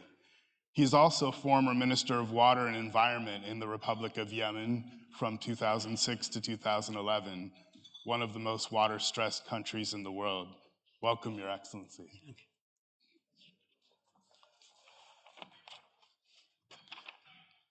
So I'd like to start with what we'd call an icebreaker question, and I just wanted to go around starting all the way on the left with Ms. Hall. From your national or your institutional perspective, could you speak in general terms about water stress and regional geopolitical tension? How are they connected, if at all? Yeah. Thank you. Thanks, Marcus, and thanks for the invitation. It's always great to speak right after Malcolm Gladwell, but I'm gonna try my best. And I thought I would start with an example that's very close to where we are today. Just around the corner from where we are in the Gulf of Oman is the largest marine dead zone in the world. Now, this is an area that is deprived of oxygen to the point where it can't really support life. And this marine dead zone is 10 times larger than the next largest one. It's about the size of Tunisia, actually larger. And scientists knew that it was bad, but they couldn't tell how bad it was until just a few years ago. And that's because piracy and insecurity at the surface prevented scientists from actually evaluating it. They eventually had to use robots to do so. And I think that this is really indicative of a problem that we see throughout the Middle East, which is that conflict tends to deprive us of looking at some of the other more structural issues at play, like water stress, and the interplay between tensions and water stress as well. At the same time, because of governance throughout the region, communities, societies are often deprived of the oxygen, the innovation, the social risk-taking, as Malcolm Gladwell was mentioning, that allow us to deal with this problem. And so if I can answer this question in kind of a cyclical way, because I think the connections are multifaceted. The first is, this is a real problem, because unlike what Jake Sullivan has said, conflict is a big problem in this region, as we know. About a third of the countries are embroiled in conflict, and others are affected by those conflicts, or they're directly implicated in them. All of these conflicts are protracted and internationalized, meaning that the drivers of those conflicts, the mistrust created, becomes entrenched over time, and it makes it very difficult to bring those conflicts to any kind of resolution. And that really kills the lifeblood of transboundary water sharing agreements, which is trust and transparency. Now, at the same time, we know that increasingly so, water infrastructure, water in general, is weaponized and targeted. This happens directly, as we've seen in Gaza, where water is simply cut off from the civilian population, or desalination plants are targeted. And we've seen this in the Syrian conflict as well. But there's also something that's a bit more insidious that we also need to be paying attention to. And to me, I call this the sort of weaponization of development in conflict-affected areas. We saw this pretty starkly in Libya, in eastern Libya, in Derna, when 2 dams broke, in spite of the fact that money had been allocated for their rehabilitation and ended up probably lining the pockets of politicians. But we've also seen it in Israel over the years, where water infrastructure has been demolished, confiscated, dozens and dozens of water cisterns, water tanks, et cetera. And so this is also a significant problem. You also see just the breakdown in governance during protracted conflict. So, raw sewage is basically just flooding into the Euphrates River. It's flooding into Gaza, and I think Ciaran can speak to this more eloquently than I. And this really creates inequities that maybe weren't there to begin with. So farmers, for example, that can drill deeper, that have political connections, begin to rise to the forefront. Other poorer farmers become displaced. And in terms of geopolitical tensions, it also creates problems, because countries that are affected by conflict are normally not great advocates for themselves. I don't think it's a huge coincidence that Turkey and Ethiopia accelerated their dam projects at a time when their downstream neighbors were affected by conflict or falling apart.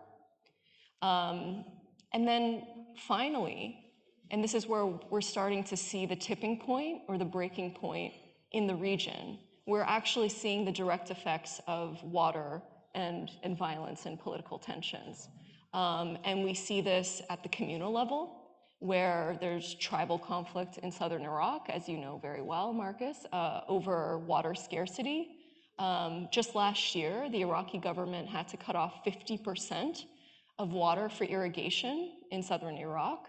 And this has caused massive displacement. About 13% of the population in southern and central Iraq are displaced due to water scarcity and environmental degradation, climate change related issues. And then this in turn, as we know in Yemen and Iraq and Syria and elsewhere, this displacement then causes its own tension as people move into cities and put more pressure on cities as well.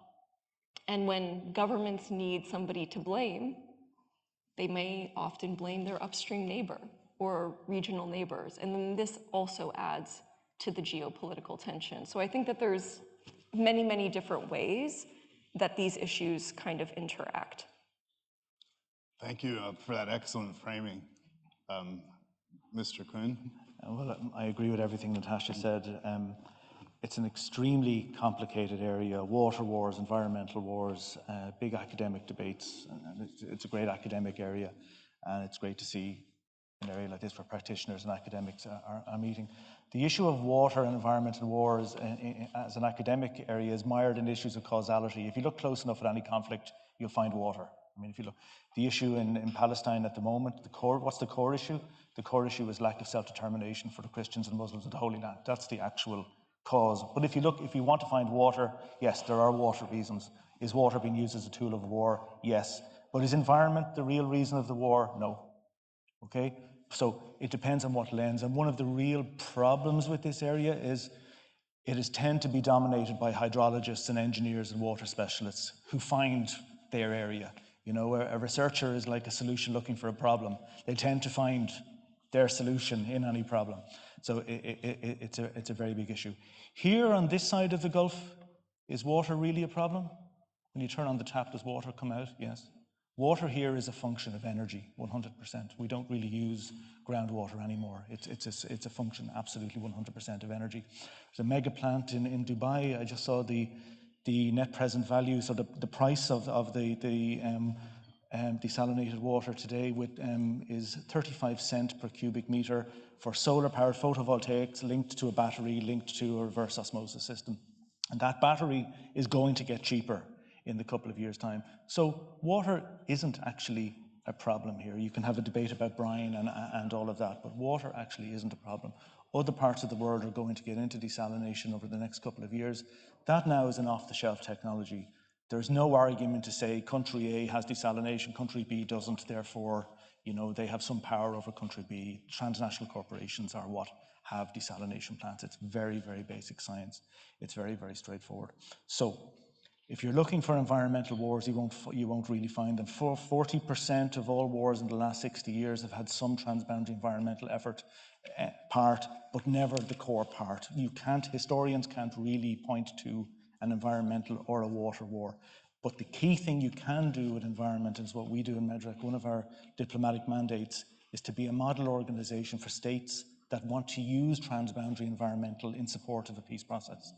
So we have these issues like water, climate change, desertification, sea level rise that have joint concern between states, and we can use those issues to create multilateral frameworks, new multilateral approaches, and normative systems to improve international relations between the countries in the region. Thank you. Dr. Abdullah. Thank you very much, Dr. King. And thank you very much also to Georgetown University and the state of Qatar for the invitation and for their warm hospitality. I would like to answer the question in two phases. First of all, I wrote some general notes that we could discuss while we're answering the questions being proposed in the panel. But coming from the modern contemporary history field, I remember one of the sayings of a very famous Prussian military strategist and one of the founding fathers of strategy, overall strategic thinking in the 19th century, Karl von Clausewitz.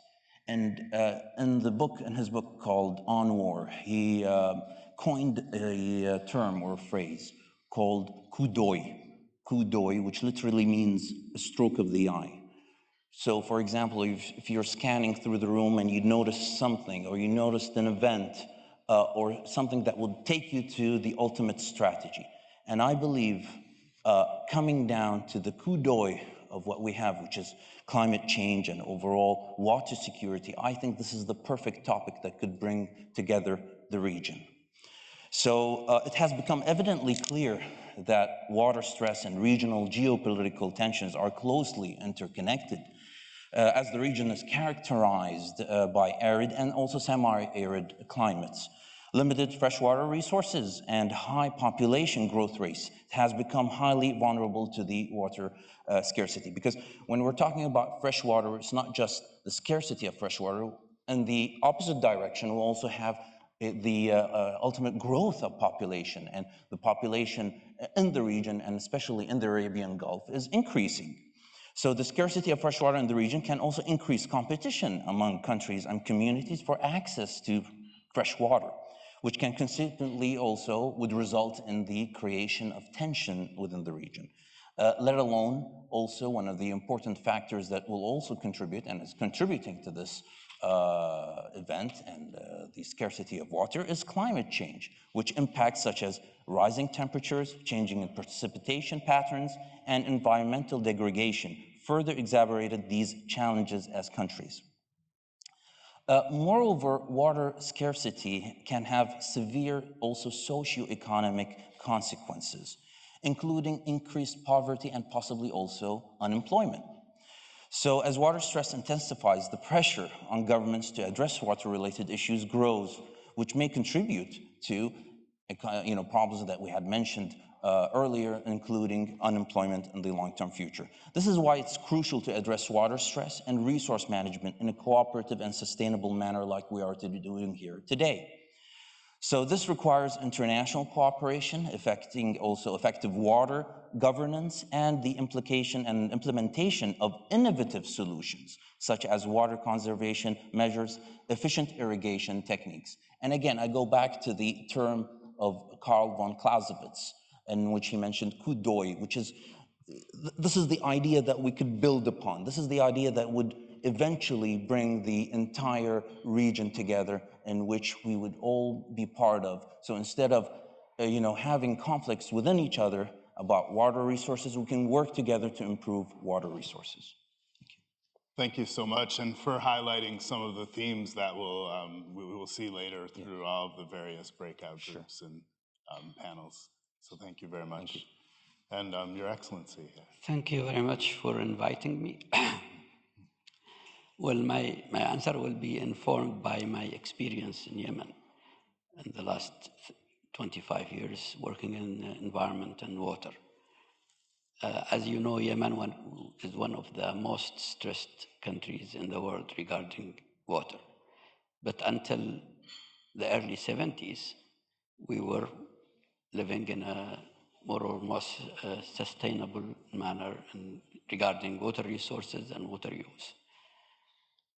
What happened is that this sustainability was built on traditional cooperation and traditional recognition of regulation, urf, what you call urf, traditional laws and regulations, and some sort of equity.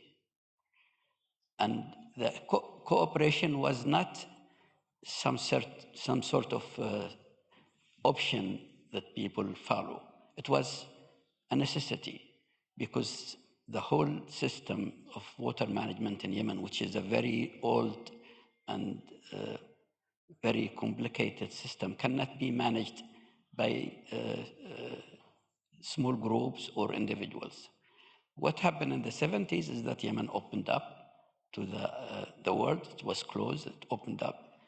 New technology came in, new approaches came in, some sort of revolution within the country against tradition. These complicated the whole issue.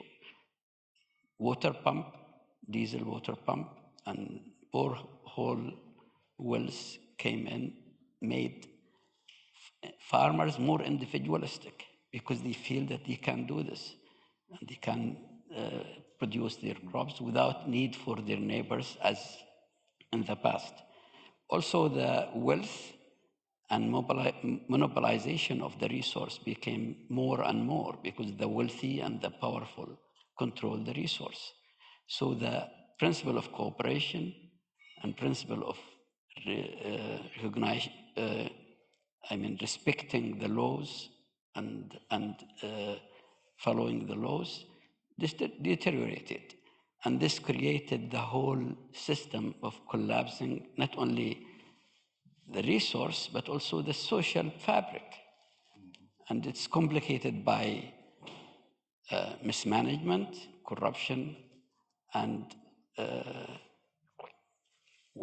which is unique to Yemen, a crop that is really killing the whole country, which is qat, that it's using now close to 50% of the resource, which is a crop that is only used internally, doesn't have any value added to the country, and it's badly affecting the society, the health of the people, and creating artificial ways of keeping people living in the rural area to produce qat. Otherwise, they would have been moved to the coastal areas, maybe engaged in industries or services, but they are still living in the mountains as tribes because qat sustain their living there. It's a drug and it's bring a lot of money. So with this, I feel that Yemen could be a microcosm for more regional issues, that the lack of cooperation, very vague regulation and laws governing the issue of water resources, and lack of efficiencies in many areas, or not caring about the efficiencies, and also in my thinking that people, government and politicians tend to go toward more visible and bigger projects to solve the security issue of the water, regarding that looking at many solutions. I mean, building big reservoirs or having big desalination plants is a solution, probably more efficient at the short term. But for sustaining the society during crisis, during conflict, I think that the approach should be more decentralized, more flexible and resilience that can withstand attack or targeting. This is my thinking about this. Thank you. Thank you so much for that individual example. I'd like to shift the conversation to the concept of environmental peace building. So looking at examples such as the Jordan River Valley, there have been historical attempts to reduce conflict by promoting cooperation around shared waters. So likewise, could increasing cooperation around solving water challenges in countries both in the GCC and adjacent to the GCC, such as Yemen and Iran and Iraq, could this contribute to regional stability? And I'll direct this first again also to Ms. Hall. Sure. I mean, just taking a step back, I think we need to define cooperation or what we want from cooperation over water. Because I think too often, especially in the past 20 years, I think there's been a lot of scholarship around the fact that cooperation is more the story of water than conflict. Unfortunately, these scholars, they point to the hundreds of treaties and agreements that have been signed over water over the past, hundreds of years. The problem is about 2/3 of those agreements were signed by North American and European countries. Only about 31 are in Asia. That includes the Middle East, and often those agreements are falling apart as well. And they're often falling apart because they were inequitable, unsustainable, non-transparent, non-binding to begin with. So when we think about cooperation, we need to think about it in the sense of whether or not it's sustainable and whether or not it's equitable. Because if it's neither of those things, it's highly conflict-laden and deeply problematic. So I think sort of the support of cooperation by any means is something that we need to question a little bit. And I think the Jordan River Valley is a very good example of this. You know, post-Oslo Accords in 1994, there were as many water agreements. Oftentimes, it basically gave Israel unilateral management over upstream waters, over water infrastructure in much of the West Bank. And so this has become deeply problematic over time, and a lot of these arrangements, and again, Ciaran can speak much more eloquently to this, have somewhat fallen apart. And this is in spite of the fact that the United States provided a lot of financial and security and diplomatic incentives to keep these negotiations going. But it's not just about Israel, Jordan, and Palestine. Also in Syria, I was just at the Wahdeh Dam, which is on the border between Jordan and Syria just a few weeks ago. It's empty.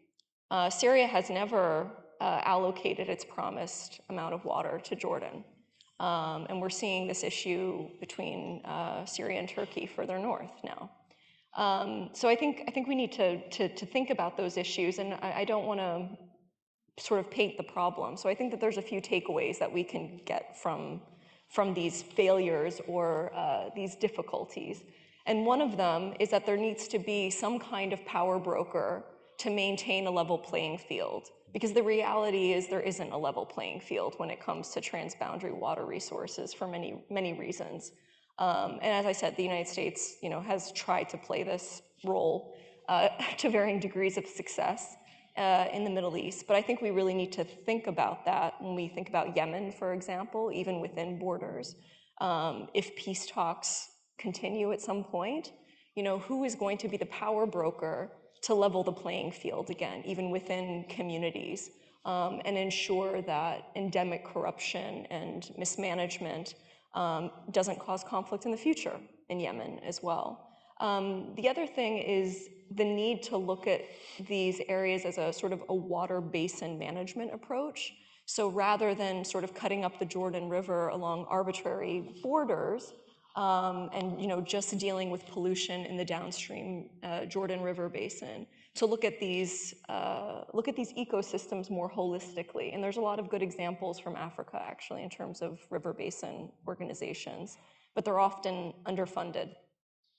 And I think we also need to look at sort of non-water incentives, so more regional integration between countries, and we see this a little bit more cooperation between Iraq and Turkey, mainly because of political and trade relations between the two countries rather than anything else.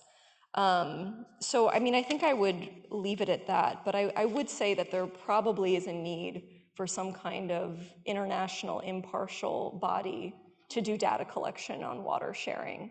Oftentimes, states use water data or look at water data as kind of state secrets, or they don't trust the other side's water data. So I think in this way, the international community could come together and sort of fill that gap. So in terms of appropriate organizations, that leads me right to my next question, and I'll direct this to Mr. Cuinn. This is, are there adequate institutional mechanisms for this sort of regional cooperation around water security, desalination, and maybe even maritime ecological protection? And if so, could they be improved? Well, there aren't in the region at the moment. There are models. We're trying to build one at the moment. Most of this environmental peace building or environmental, they fail. They fail for in designing our organization. We had an old organization from the 90s peace process, which we sort of consciously, in about 2010, destroyed and rebuilt again. And what we did is we did an analysis, first of all of these efforts and why they failed. There's 7 real efforts. The first one is what they call the rational reality gap. What seems very, very rational in Washington, D.C. or in the European headquarters or in a donor office sometimes doesn't actually work on the ground. So this rational reality gap. So the way you kill a rational reality gap is you have local ownership. Okay, so it has to be owned locally. Okay, a proper regional organization run by regional people. Second problem is one from organizational psychology, the solution looking for a problem. Peace processes, conflict resolution are full of generally middle-aged men who look like me, who are quite messianic, going around the world, who are a solution looking for a problem, okay? So your answer to that is that you have to have a systems rather than a mediator approach, okay? The world is full of mediators, but actually you don't have systems. You need systems based on equality of countries to solve a particular problem. Third one is that, touching on what Natasha said, is transboundary cooperation in environmental issues does not necessarily equal peace. Okay, you can in a war have a little island of cooperation, the picnic talks between Jordan and Israel, for example, but no real impact on the war whatsoever. In South Africa in the 80s and 70s, the South African government and the Bantustans did transboundary cooperation. It had zero link to peace whatsoever. The Rhine, the Ruhr, the Danube, lots and lots of cooperation down the years. It didn't stop the First World War, the Second World War. It's the third thing.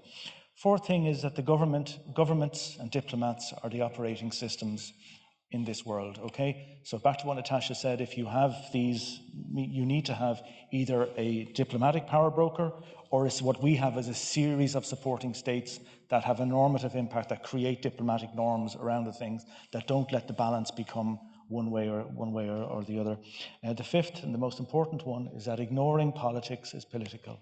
Where you have an occupation, where you have an unfair power differentiation, if you say, let's ignore the war and let's go and clean the beach together, that's actually not very helpful, and that's actually an acceptance of the status quo and the inequality. So ignoring politics is political, you can't do that. The second last is that the academy is not society. If you give me money for per diems, I can get engineers and academics from any two countries in the world at war together. It's really easy. But it doesn't actually, you need to get the human being who holds the file, the civil servant. And that's why coming back, these organizations need a triple helix of diplomats, conflict resolution people, and scientists and engineers. You need that mix of people, just like in innovation. And the last thing is there is a very serious agency lacuna in this area. It's nobody's job to do it. So these are the gaps, but there is space. And the space, going back to Yemen, in the water, the approaches to water in Yemen, Oman and Iran, the Al-Falaj system, the system of a locally owned system imbalance. So diplomacy in this region is considerably more sophisticated than in Europe. At best, we have an arme détente, which is quite a negative thing of balance. In these water systems and in society, there's a proactive idea of a system in balance, and the system is what we look after. So we create balance between the parties, and if an external, if there's no water or there's a drought, we find balance again in a different way. But the focus is on equality between the parties and balance. And if you build a system around those things regionally, I think it can do very well and succeed. So in terms of institutions, Dr. Abdullah, I wanted to ask you whether foreign ministries and defense ministries and other security organizations in the Gulf are incorporating water into their strategies and planning. Well, first of all, yes. In terms of defense organizations and ministries, they are, because part of their work is to protect water resources. And not only that, but also to look into future of water technology and water resources. So it is evidently clear that the water security is a national priority to each and every GCC state member.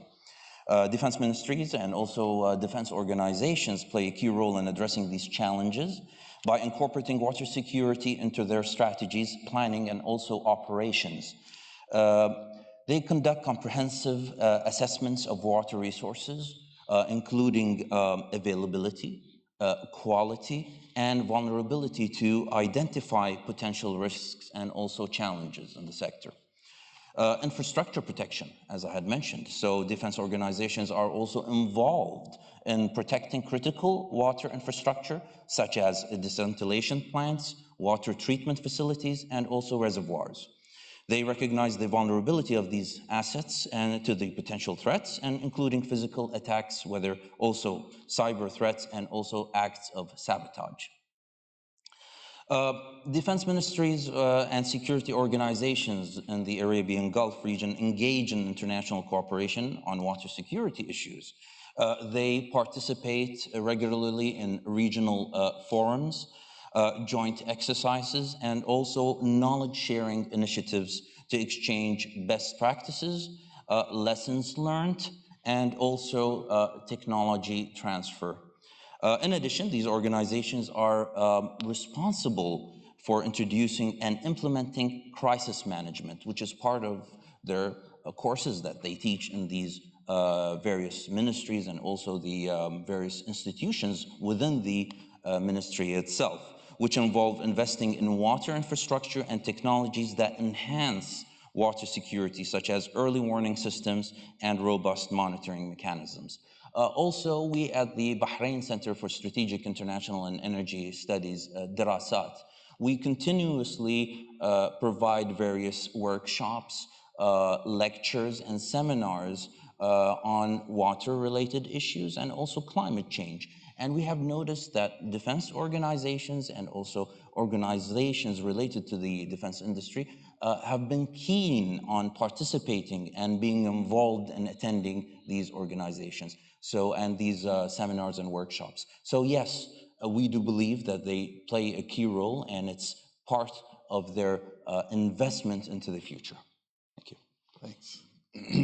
So a key orientation of the conference is to think about the impacts of climate change on water security, and also to perhaps think about how this water and water scarcity could be elevated further onto the agenda at COP28. And so, Mr. Al-Eryani, thinking about Yemen itself, Yemen is one of the countries most impacted by climate change, and in some ways least resilient.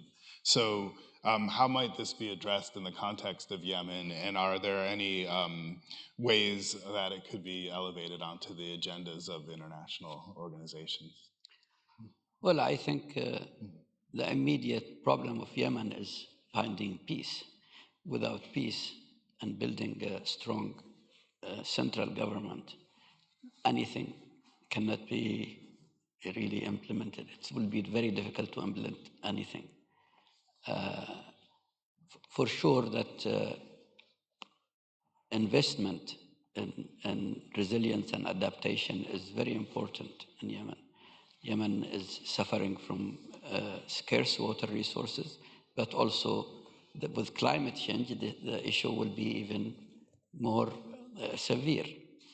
We have very high population growth, and we have a problem with population distribution. We have a very high concentration of population in a mountainous,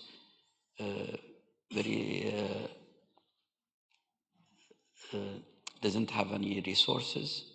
Water resources is difficult. Very few, only maybe 30% or less than 30% of the population are in the coastal areas. 2,000 kilometers of coastal area is almost empty. And this is where the future, in my opinion, the future of Yemen has to be to encourage population to move to the coastal area and the plains to engage in other activities than growing cotton and subsistence farming. The water resource in Yemen is not going to be enough, even if we have very efficient systems to manage it, because the actual geography and geology of Yemen does not allow enough water for everybody with the population growth that we have. So desalination is very important future option in Yemen, but it cannot be done if the population is still in the mountains, because the cost of transportation is going to be prohibitive. So these new ideas has to be thought of and implemented. The problem is that now we have this peace talk that we are engaged on, but the issue of climate change, water scarcity, is not in the agenda of the peace talk. Yeah, I mean, the regions are discussing sharing wealth, like oil wealth or minerals or other, but nobody is talking about land, agriculture, water, and the effect of climate change on the coastal area, and what will be the future of this. And this is a big problem. And I think that the international community that's supervising, and the regional community that's supervising the peace talk has to influence this to have a little prospect of, better prospect of sustaining the peace in the future. So you mentioned desalination as one example of something that needs to be implemented maybe to a greater extent in Yemen. And so I was wondering, thinking about the Arab Gulf countries which have obtained 55 to 100% of their water supply from desalination, while other regional countries are facing growing demand for water, and in some cases lack access to funding sources to develop similar infrastructure to that in the Gulf. Do opportunities exist for what I'd label desalination diplomacy for Gulf Arab states toward water and more water impoverished regions? And I could direct that to whomever would like to answer, but maybe Mr. Cuinn. Sure. I mean, the issue, though, is that desalination technology it's not a tech transfer issue anymore. It's fairly off-the-shelf technology. It's like saying, you know, cars. I mean, you just buy desalination. You tender an international person. So there's a humanitarian element there, of course. UNICEF, for example, built one of the plants in Gaza. USAID built another one. So there's no problem with that. It's very, very easy. I would say if you're going to use desalination as a diplomatic way to bring people together. First of all, I think the diplomatic systems in this region are very sophisticated, and as sophisticated as anywhere on earth, so there's no dearth there of that. But I think a broader environmental one, taking in desalination, and as desalination is a function of energy, desalination, solar, and don't forget with sea desalination, it's different in Yemen, but I mean, the ocean is 35,000 parts per million salt. Brackish water is 1,000 to 10,000. Fresh water up to 250 parts per million is drinkable. From above it's not. It's much cheaper to desalinate wastewater and brackish water. Sea level desalination should be the last thing you do.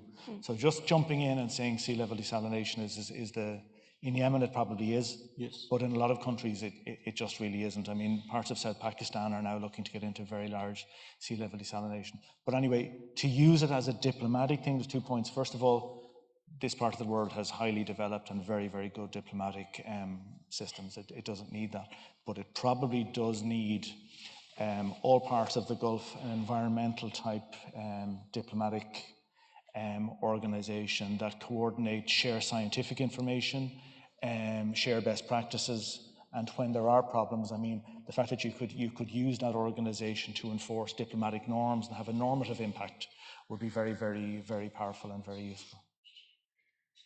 Thanks. Are there any other thoughts on this idea of desalination diplomacy?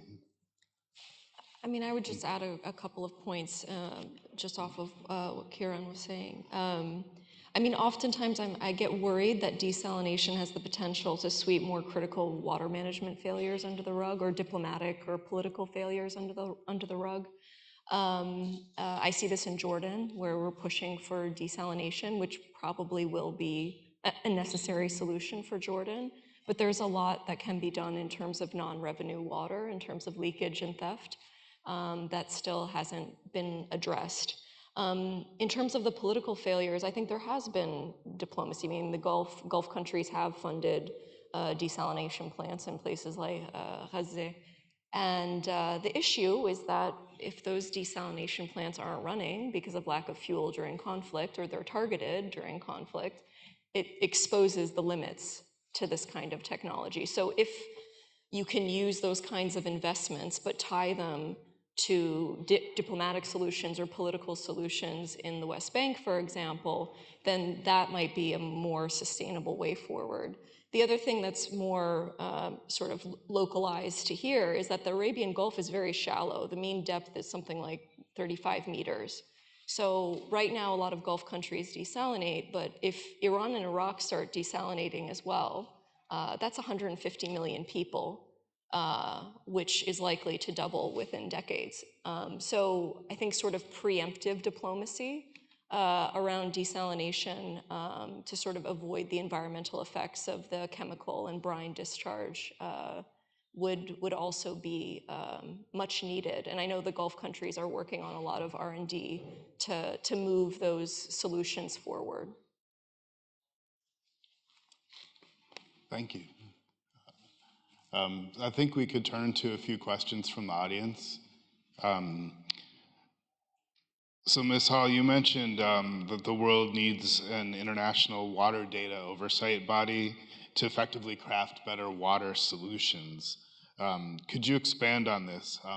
How could such a body be formed? Yeah, I mean, I think that there are multiple bodies in place right now. There's the UN Water Convention and others, but I think the critical issue is that it's trusted by riparian states, and that can really only happen over time. But as long as that data is trusted by all sides or acknowledged by all sides, then I think that that is a significant way forward. The biggest issue is getting the riparian countries to agree to it. Because, as I said, oftentimes these are issues of national security for countries like Iraq that don't really want to share such data.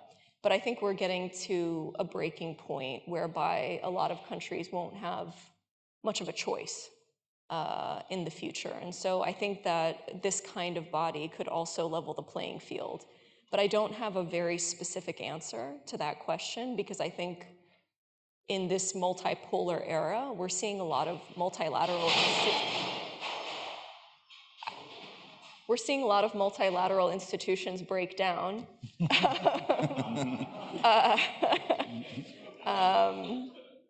So I think we need to be flexible and adaptable, because we are going to have to look outside of the Security Council and outside of the bodies that we've used for conflict resolution for a long time in order to come to sort of more sustainable cooperation. Thanks. So don't forget that you can use your scan code to submit questions. But in the meantime, I would like to just go around and ask people, are there any final key messages or recommendations that you would offer as we think about preparing the conference proceedings and bringing the messages forward from the conference? Maybe I could start with Your Excellency. Well, I mean, I don't have a recommendation for the conference, but I think I have a suggestion that for a country like Qatar, for example, decentralized water production is very key to secure the water resources in the future. And even neighborhood or small generator of desalinized water or treated water from the brackish water that's also going up in Doha, for example, is, I think, a choice that can be looked at as a security guard against outside attack or sabotage or terrorism. And this is my thinking now about this. Thanks. So Dr. Abdullah? Yeah. Well, first of all, I think we need to acknowledge and emphasize the urgent need to address water security challenges in the GCC, promoting also integrated water management practices to encourage collaboration and coordination among stakeholders, including governments, academia, industries, and also researchers. Furthermore, embracing innovation and technology and highlighting its role in addressing the issues of water security, and also the adaptation of water treatment and desalination and advanced technologies in that matter, in that field, smart water management systems, and also data-driven decision-making tools. Also, furthermore, enhancing water conservation and efficiency measures to optimize water use by encouraging the adaptation of sustainable agricultural practices, and highlighting the need to integrate climate change adaptation strategies into water security planning. And lastly, I would also like to emphasize the role of universities, think tanks, in bringing awareness to the subject matter, like we're doing here today, to the general public, which is something that is of vast importance, something that people need to and ought to learn and know about in terms of preserving water security for themselves and for the future generations. Thank you. Thanks. So key recommendations on water security and stability. I would say to stop just thinking of this as an engineering problem, that actually you need peace processes. You can't expect a family in Yemen to think of anything other than their day-to-day life and day-to-day survival or climate change. So this is very, very central to peace processes, to international relations and everything. Unless we have peace and equity, we can't really focus on these things. Yeah, I was going to say that I think this conference is going to be about climate financing quite a bit, loss and damage. But following from Ciaran's point, the number and the length of conflicts and crises around the world has doubled and tripled since 2005. So I think we need to be better at ending conflicts, which we've been very, very poor at. And we also need to be more responsible during conflicts. Climate financing is never going to be enough. There is going to need to be trillions invested. And so we need to look at development aid, at humanitarian aid, and really mainstreaming sustainability and resilience into all programming that's ongoing. What I have seen firsthand in places like Syria is that, we just think about wastewater treatment, when the conflict ends. What if the conflict doesn't end for years or decades? And we don't have, any solutions for that at the end of it. So I think there's going to be a lot of consternation about how little climate financing gets to these countries. And for good reason, because all the countries experiencing protracted humanitarian crisis are have very high climate vulnerability, and they receive very little climate finance. But we also have to acknowledge the political context of these countries. It is very complex to engage in water management in war economies.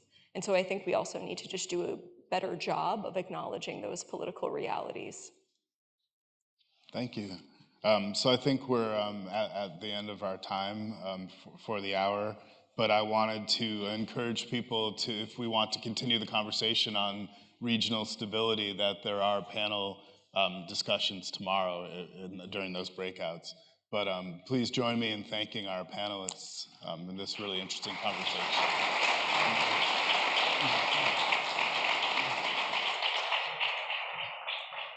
Thank you. Thank you. Thank you so much. And we're taking a very informal and very quick 5-minute break to set up for the next panel. Thanks.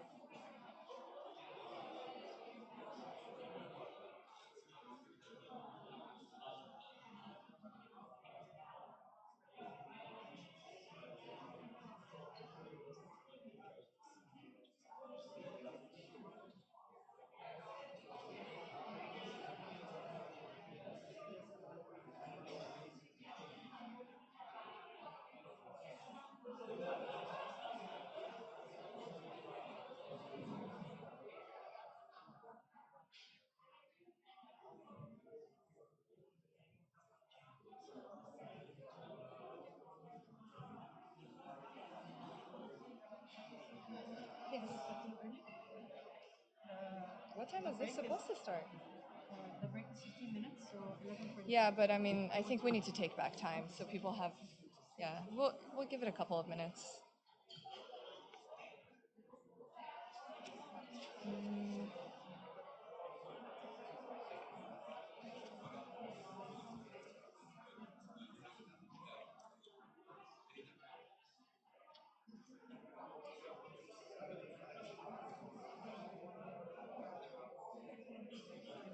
I know, I saw.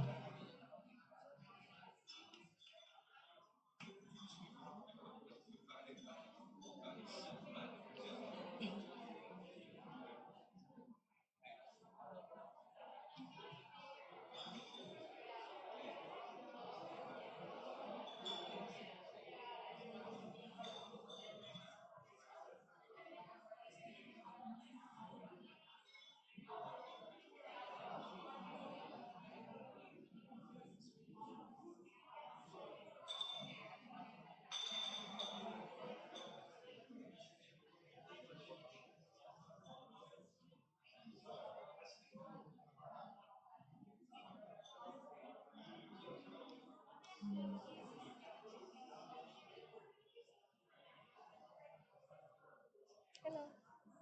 Oh, you wanted to bring water? I think they have. Oh, okay.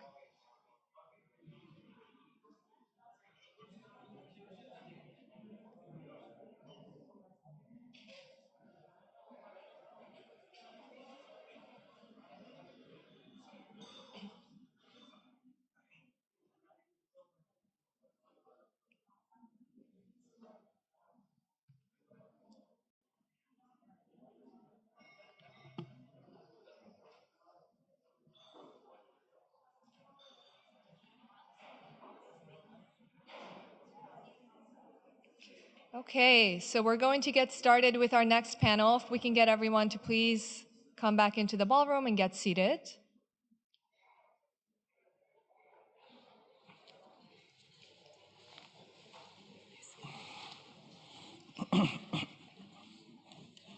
I think I was reflecting on this a little bit with some others, that each of these panels seems to require its own conference, but unfortunately, we don't have enough time for all of that. So hopefully you get a chance to connect and continue the conversation during the breaks and lunch, and also in the afternoon. And I did want to make sure that everyone is aware that we have a reception this evening at the Museum of Islamic Art that will include an art program, live music. So please join us. And if you need to get coordinated with the buses, there's more information that can be found by the reception outside. So we started with a regional perspective. And now about water and stability and cooperation and some of the potential challenges that we're facing. But we wanted to bring it down to a more focused discussion and talk about our host country, the state of Qatar. So we have a wonderful panel about Qatar's Odyssey to water security and sustainability. And this panel will be moderated by Dr. Jamie Olson, who is faculty at the Georgetown University, Qatar. He is an environmental ethicist and works in faculty development and other sustainability issues at the university. Jamie, I'll leave it to you. Thank you. Thank you very much, Raha. I first came to Qatar 12 years ago, and then I had a gap of nearly 10 years before I came back 2 years ago. And what's amazing is just how fast Qatar transitions as a society.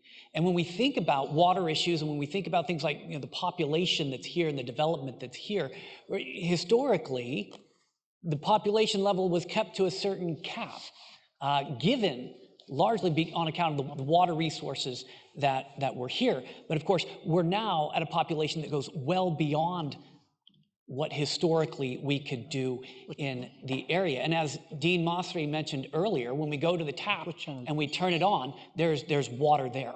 It's there.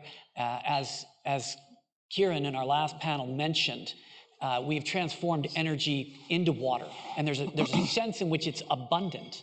And yet we've also heard, and we know, that 6 out of the 10 most water-stressed countries are here in the region. And there are large structural realities and challenges that Qatar as a nation faces, but it continues to move very fast. It's not sitting still on these issues at all, and in fact has the potential to both demonstrate and to advance what's happening in the region, as well as other regions around the world that are water stressed. So I'm very excited for the panel that we have here to welcome Dr. Jenny Lawler, who is a Senior Research Director at the Water Center for QEERI, which is Qatar's Environment and Energy Research Initiative.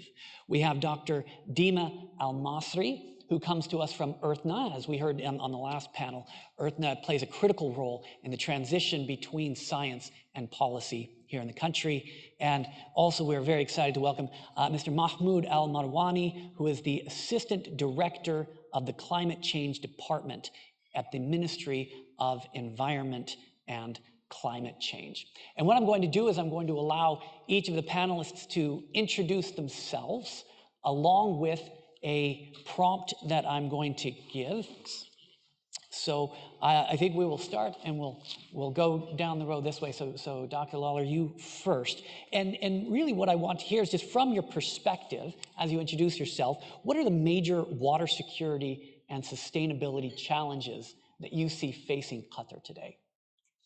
Thank you very much, James. Thank you for the introduction. Yes, as you mentioned, I'm Senior Research Director of the Water Center at Qatar Environment and Energy Research Institute. We're part of Hamad bin Khalifa University, a member of Qatar Foundation. I have been in Qatar for 4 years, and as you mentioned, Qatar has undergone vast transformations. Even in the short time that I've been here, I've seen evidence of this. Qatar is, as you mentioned, one of the most water-stressed countries in the world, but as has already been pointed out in the previous panel, we have abundant energy resources which enable us to meet that challenge. So rather than looking really at the challenges that the country faces, which are well known, there's a virtual complete lack of fresh water, which is met by the technology, early technology adoption by Qatar and the other Gulf countries via desalination. But rather we can look at the opportunities that this challenge presents. So Qatar, along with the other Gulf countries, has invested significantly in infrastructure to meet these challenges, both in terms of being able to harness desalination as a sustainable technology to meet the goals of providing fresh water to the population, both for citizens, for industry, and to support the economy, but also in the area of the circularity in the water sector. So looking at other non-conventional water resources that can be harnessed. And as an early technology adopter, what this means is that the learnings that are taking place in Qatar can be then exported to support the needs of other countries. So while it was pointed out, desalination technology, for example, it's available off the shelf. But it is the early adoption of countries like Qatar that have enabled this development and the reduction in price and the increase in affordability and accessibility of these kind of technologies for other countries, for more developing countries. So I think these are one of the ways that an opportunity has arisen out of the challenges that Qatar has faced up to. Thank you. I love that reframing that you're giving us from the challenge to the opportunity that comes with that challenge. Please, Dr. Al-Masri. Hello, thank you very much.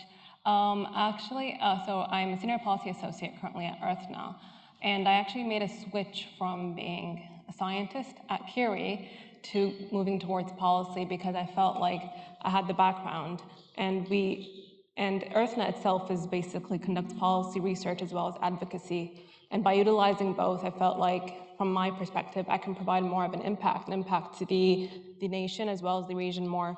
So about the major water security and sustainability challenges facing Qatar, I'd like to mention too, and these two topics we're currently looking at Earthna, is groundwater and desalination. So I feel like those are two major challenges that we need to look into. Groundwater, as the panelists mentioned in the previous talk, is being depleted at an alarming rate. And we need to secure that because groundwater is the lifeline of a country. The second topic is desalination in terms of water security. So Qatar is a peninsula, and desalination plants lie on the coastal areas of the country. So if anything happens, God forbid, you have an accident or any unpredicted event, if the seawaters around the desalination plants get contaminated, some plants will have to shut down, so you do need an alternative solution. So having those in mind, and that's what Dr. Jenny just mentioned, is Qatar does have water resources, but we also need to diversify them in case of any emergencies and to secure the water and have a sustainable future. Thank you. And finally, please, Mr. Al. بسم الله الرحمن الرحيم. في البداية أحب أشكركم على دعوتكم لي لحضور هذه الجلسة.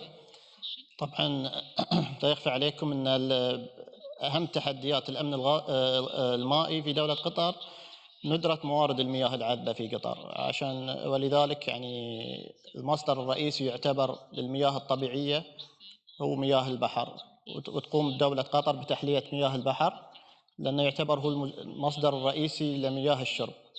مثل ما تعرفون أن عملية تحلية مياه البحر تتطلب طاقة عالية في التحلية، فالانبعاثات المتولدة عن ذلك تعتبر عالية.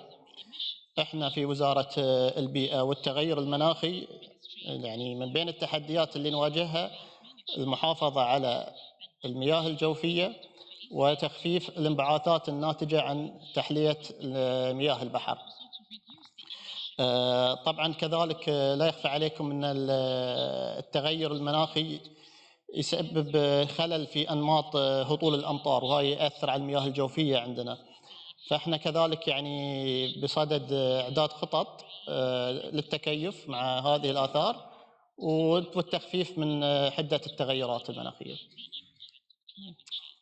Thank you very much. And in fact, I think we'll continue here. Very much appreciate the perspective from the ministry that you're able to provide on that. And remind everybody in the audience, you've got the QR codes. We will take questions from the audience if there's any questions in particular, things that you want to hear about Qatar and its Odyssey here. But turning the first question to you, Mr. Al-Marwani. Qatar, like a lot of regions, it faces challenges that are posed by climate change, including, as we've already heard, altered precipitation levels and temperature rise in the region. And so how is the Ministry for Environment and Climate Change integrating adaptation strategies into Qatar's water policies? And if you could share maybe some specific examples or initiatives that demonstrate the synergy between climate change adaptation and supporting a sustainable water future for the nation. طبعا في عام 2021 دشن معالي رئيس مجلس الوزراء استراتيجية قطر للبيئة والتغير المناخي. هذه الاستراتيجية تحتوي على 5 مجالات، كل مجال منها يحتوي على رؤية وأهداف مشتركة وعوامل تمكين تنفيذ هذه الأهداف. أحد هذه المجالات ال5 هو مجال المياه. الاستراتيجية أذكرت أن هناك أهمية لاعتماد مناهج متكاملة لإدارة المياه وخفض الاستهلاك الإجمالي وتقليل استهلاك الفرد من المياه. كذلك يعني من الأولويات كذلك معالجة مياه الصرف الصحي وإعادة استخدامها. الاستراتيجية كذلك تهدف إلى تقليل الاعتماد على المياه الجوفية من خلال تشجيع استخدام المياه المعاد تدويرها. كذلك في نفس العام دشن معالي رئيس مجلس الوزراء أيضا خطة قطر الوطنية للتغير المناخي. في هذه الخطة تم وضع أكثر من 300 مبادرة للتكيف مع آثار التغير المناخي، تقريبا 14 مبادرة منها خاصة بالماء والأمن المائي. كذلك وزارة البيئة والتغير المناخي حاليا تقوم بإجراء دراسة مفصلة لتحليل الحاجة إلى خطط التكيف في البلاد. هدف هذه الدراسة تحديد المناطق الأكثر هشاشة في الدولة من حيث التغير المناخي والأكثر تعرضاً وتأثراً بالتغير المناخي وتقييم الآثار المستقبلية لها على أساس نعرف إحنا يعني وين رايحين إذا استمر الوضع على ما هو عليه. عقب نتائج هذه الدراسة إن شاء الله بتقوم الوزارة بوضع خطط خاصة بالتكيف لضمان استعداد الدولة لمواجهة آثار التغير المناخي. فهذه الخطوة تعتبر ضمان لتدابير التكيف تتخذها الوزارة في الوقت الحالي. Thank you very much. And to build a little bit on your points there, I think clearly in order to run those initiatives, we have to have good science. As you were saying, we have to know where we're going, how things are going. And Dr. Jenny, just to talk a little bit more about, you mentioned desalination earlier and the significant role that that plays here in the region, that this was an area of early adoption for that technology. But with it, of course, comes significant environmental concerns as well. Right? Desalination isn't free in either the financial or the ecological sense. And so how is the Water Center working towards balancing the reliance on desalination with the development of other sustainable water sources, ideas of reduction and reuse, as Mr. Al-Marwani was just mentioning, whether it's wastewater or rainwater harvesting? We're all thinking about the massive storms that we've just had here and the amount of water that we had come down in a very short time. What are, again, the various efforts that you think we can take to ensure a diversified and environmentally responsible water supply for Qatar? Okay, so first of all, let me say a little bit about the desalination landscape in Qatar. So Qatar historically relied on cogeneration of water and power. So what this means is that although it's often stated that there is a high energy requirement for desalination, and it's a very expensive process and requires so much energy, actually, the water has been a byproduct of the electricity generation process. So the energy that was required to desalinate the water came as the heat from the electricity generation process in gas turbines. And that still very much makes up part of the fabric of the desalination in Qatar and in a lot of the other Gulf states today. So this is thermal desalination.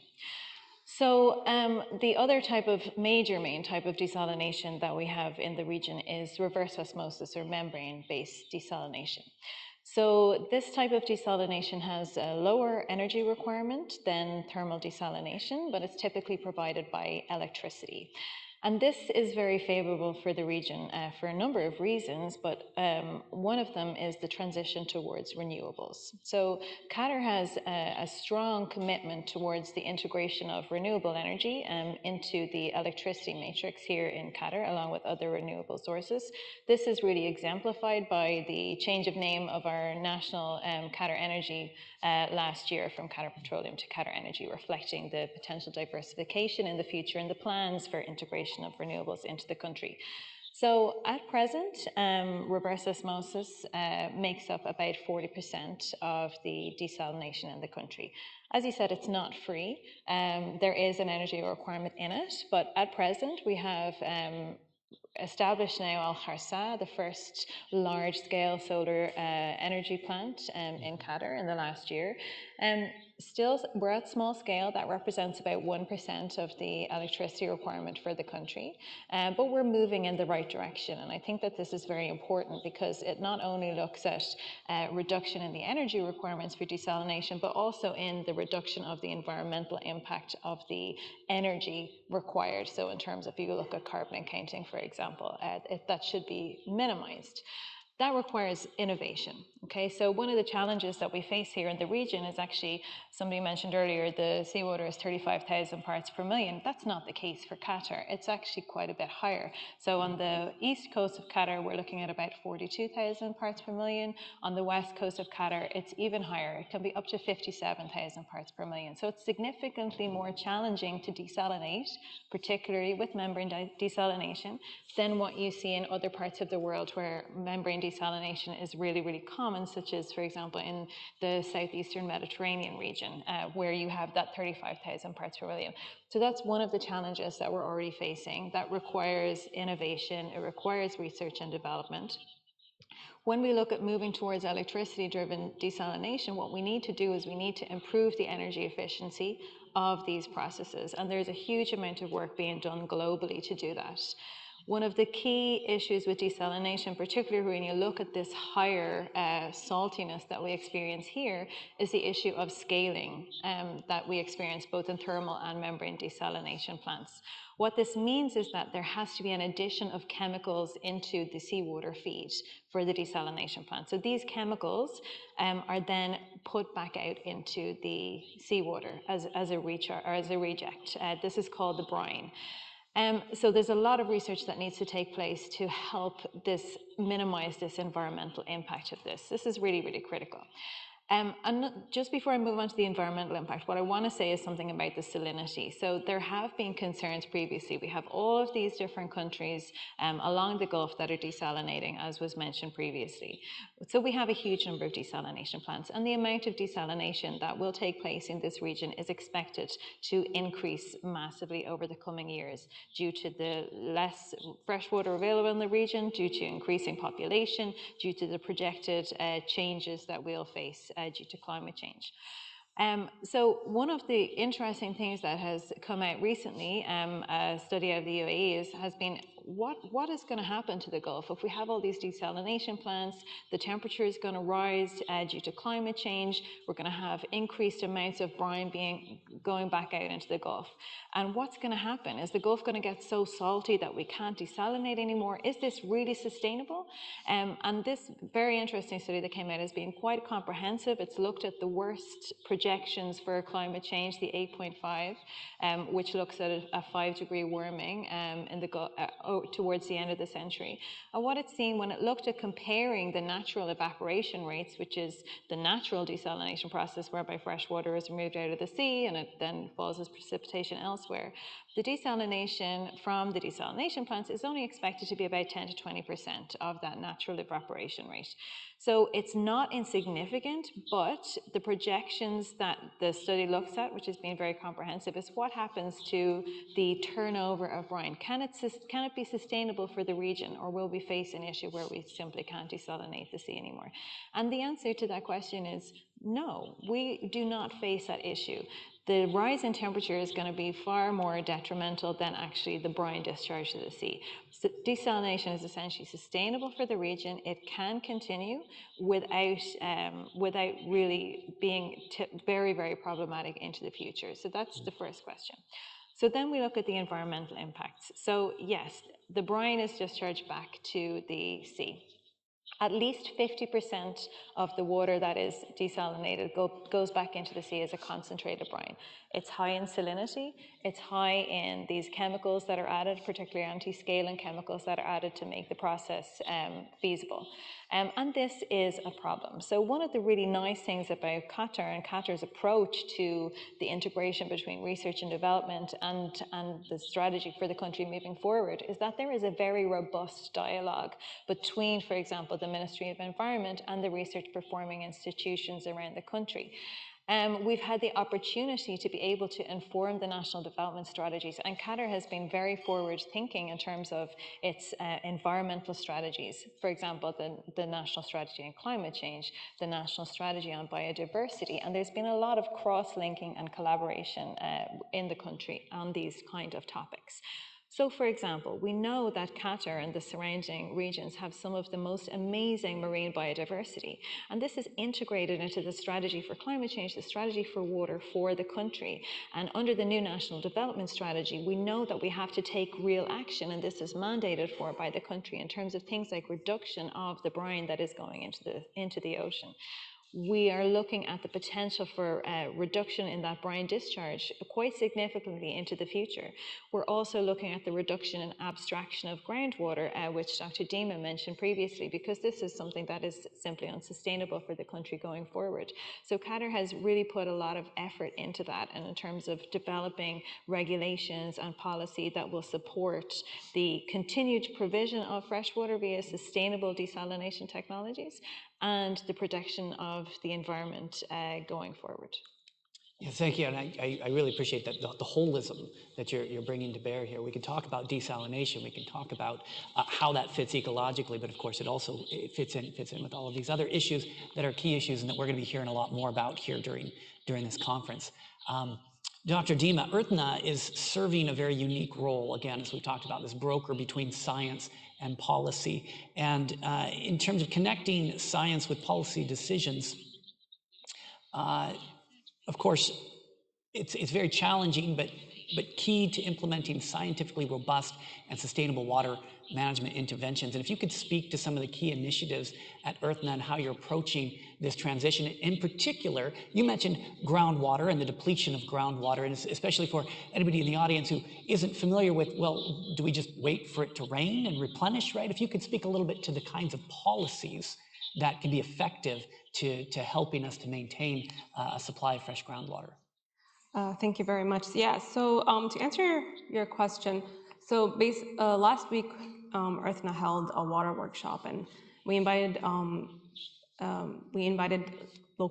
key local stakeholders such as Kahramaa, Al-Shaghal, the ministry, QEERI, Georgetown University representatives, as well as representatives from other universities. And the major part that our role at Earthna is to bring people together, because we cannot come up with policies without engaging the local community. You can come up with a brilliant idea, and me with a background as a scientist, if I come up with a brilliant, amazing technology or idea, and you can go on working on it for a while, but after you engage with local stakeholders, they can just tell you it's a terrible idea for this country, or we've already done it and it didn't work. So that's one of the most important things of engaging with local stakeholders. And we held the workshop, and it was actually a wonderful experience. Many people, it's always great to have all these people in one room talking about the urgent matters of water security. So going back to, and one of the topics that we spoke about in this workshop is groundwater. And so basically, and it's very important, because groundwater, we don't see groundwater. And it's always like out of sight, out of mind. You don't know what's happening, but it's a very important issue that we need to face, because if Qatar doesn't have a source of fresh water as an alternative to others, it could be in a very, let's say, not very secure position. So we need to preserve it, and that's what the country is working on. If we continue business as usual, the groundwater wells will probably be depleted by 2033. That's like 10 years from now. And this is a very, very important matter that we need to address urgently, because currently the groundwater is being abstracted at a rate of almost 5 times the rate of replenishment. The only source of replenishment right now is through rainfall, which with climate change is it's either less than before, it's unpredictable. So that's one thing that we need to look into, the current situation as it is. As I mentioned before, most of the groundwater wells are right now currently brackish or highly saline. So you can't really, the farmers are using them, they're adding our reverse osmosis systems to treat them to irrigate their crops. So the brackish water in the current wells that they have access to is actually it's not even good enough.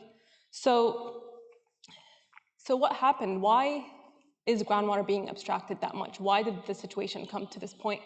And that's because there's this mindset of groundwater is kind of, it's a free resource.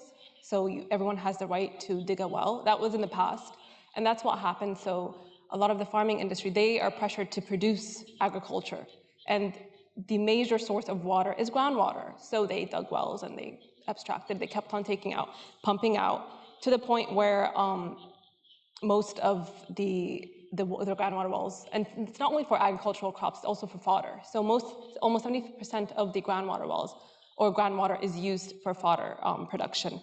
And so the groundwater itself is not only being depleted, but the quality is decreasing as well. And you also have seawater intrusion, because some wells were dug near the sea itself. So this is a whole issue, but it's not as terrible as I'm making it sound. The country is moving towards solutions. So the country has realized that the wells need to be monitored. So with the Qatar water strategies, new policies have been come out that wells should not be dug without licenses from the country.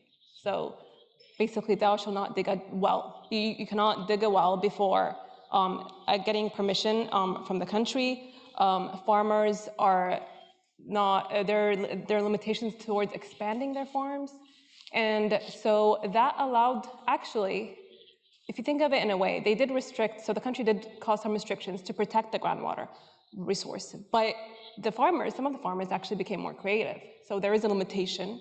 you cannot dig more wells. And the farmers, some of them, they add reverse osmosis to the wells, but they notice that the wells themselves that they have is not sufficient. The water level is going down. So what they did was they went creative, and Agrico farm is a very good example of this. They started adding hydroponics, aquaponics system inside of the farm itself, which reduces the amount of water. So basically it recycles the water. And for example, aquaponics uses fertilizers. It's basically nutrients you get from the fish, and you don't need an external fertilizer for that. So there are these things. So sometimes the country puts limitations, sometimes that allows for creativity, and that's one aspect of it. So basically it's that not allowing to dig more wells, monitoring the wells. That is also the country has new policies in the future that they will, and they already started on these. There are initiatives of putting monitors in the wells and metering and seeing how much farmers are taking out. And so in a few years, there will be a policy, or there will be a strategy of not using groundwater for fodder. So using treated sewage effluent for fodder. And so you may think of you may ask why the country did not stop the farmers from using groundwater. You can't just put in a policy without giving them an alternative. So that's one of the things the country is trying to find alternatives to give the farmers to actually conserve these groundwater wells. I can go on groundwater. So no, this is fabulous. And again, you're bringing up some of these key holistic connections. And here in between water security, as we're discussing here, and of course food security, which is also something else that we'll hear more about later.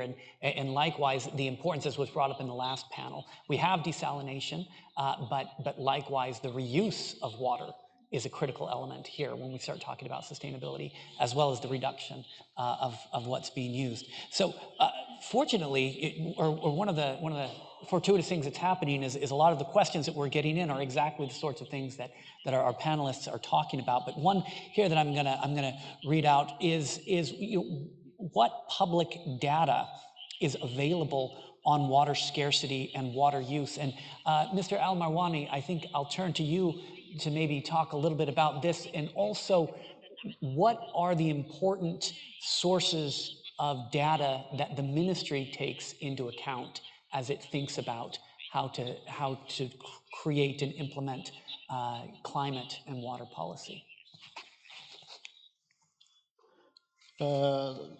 طبعا بالنسبة للبيانات المائية يمكن الجهة اللي يعني معنية بهذا الموضوع أكثر هي كهرماء، اللي عندها أكثر البيانات الخاصة باستخدامات المياه في الدولة. لكن وزارة البيئة والتغير المناخي دشنت منصة بيئتنا المستدامة. هذه المنصة تقدم التوجيه والتوصيات حق القطاعات المختلفة في الدولة على أساس تساعدها في تبني استراتيجيات مستدامة أكثر. وركزت المنصة بشكل خاص على المياه باعتبارها من أهم الأولويات في الدولة اللي يجب مراعاتها. لكن أنا بتكلم عن إذا تسمح لي بخصوص الإجراءات اللي الوزارة يعني اتخذتها على أساس يعني تحرص على توفر المياه. أكيد التغير المناخي يأثر بشكل كبير في توفر المياه، يأثر في الدورة الطبيعية للمياه. التغير المناخي يمكن تسبب في تغير أنماط هطول الأمطار. يمكن الكل يلاحظ أن مواسم الأمطار عندنا هني تغير، بدأت في التغير، وحتى نسب الهطول مختلفة من فترة لفترة، يعني بكميات ما كنا معتادين عليها في السابق. قطر من أوائل الدول اللي وقعت على اتفاق باريس، ويعني وملتزمة باتفاق باريس لأقصى حد. قدمت دولة قطر تقرير المساهمات المحددة وطنيا المحدث في عام 2021. ذكر هذا التقرير أن قطر إن شاء الله راح تقوم بتخفيض انبعاثاتها بنسبة 25% من سنة أساس 2019. في 2019 بلغت كمية الانبعاثات تقريبا حوالي شوي أقل من 110 مليون طن من مكافئ ثاني أكسيد الكربون. إذا ظلينا على سيناريو العمل المعتاد في الوضع الحالي، الانبعاثات من المتوقع أن تصل في عام 2030 إلى حوالي 146 مليون طن من مكافئ ثاني أكسيد الكربون، بدون تدخل دون تدخل من الدولة أو إجراءات. ذلك يمكن يرجع بسبب زيادة الطلب على الغاز الطبيعي، وقطر مثل ما أنتم عارفين يمكن أكبر دولة مصدرة للغاز الطبيعي في العالم. كذلك بسبب النمو السكاني المتزايد في قطر بشكل كبير.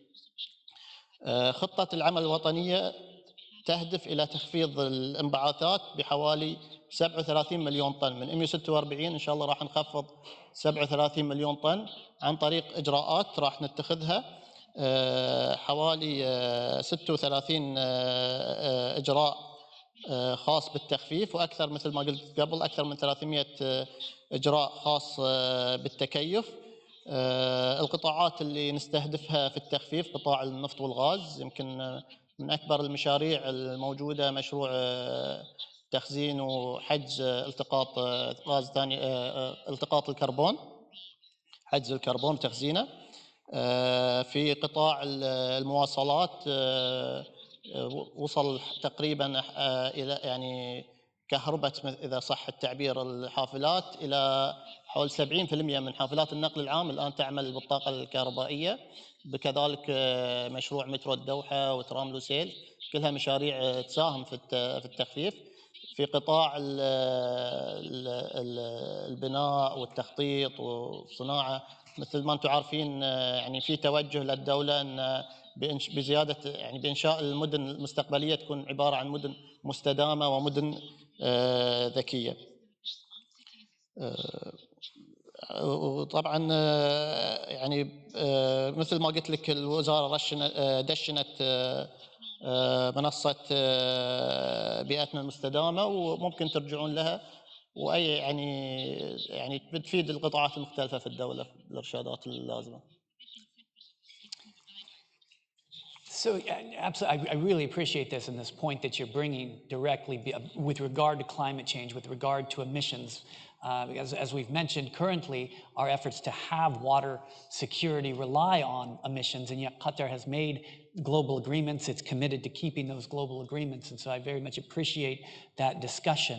I'm gonna stick here a little bit on this, and in terms of addressing water security and sustainability, it often requires global collaboration and the exchange of knowledge and best practices with others.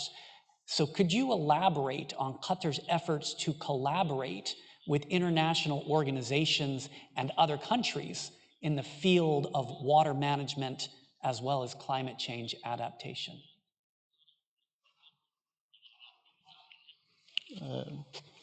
بالتأكيد موضوع التغير المناخي يتطلب تعاون دولي. في مجال التغير المناخي صعب دولة تعمل بروحها، لأن تأثيراتها تكون على أكثر من دولة. يمكن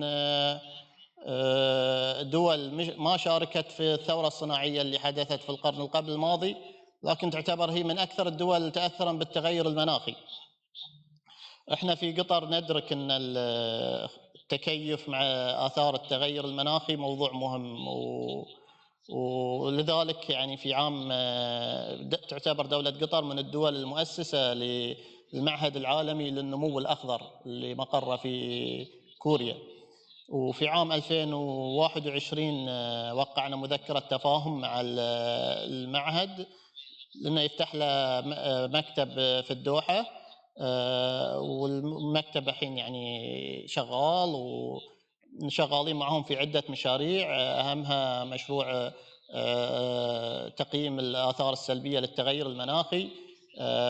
عندنا كذلك ورك ستريم خاص بالتنمية ببناء القدرات في مجال التعاون الدولي.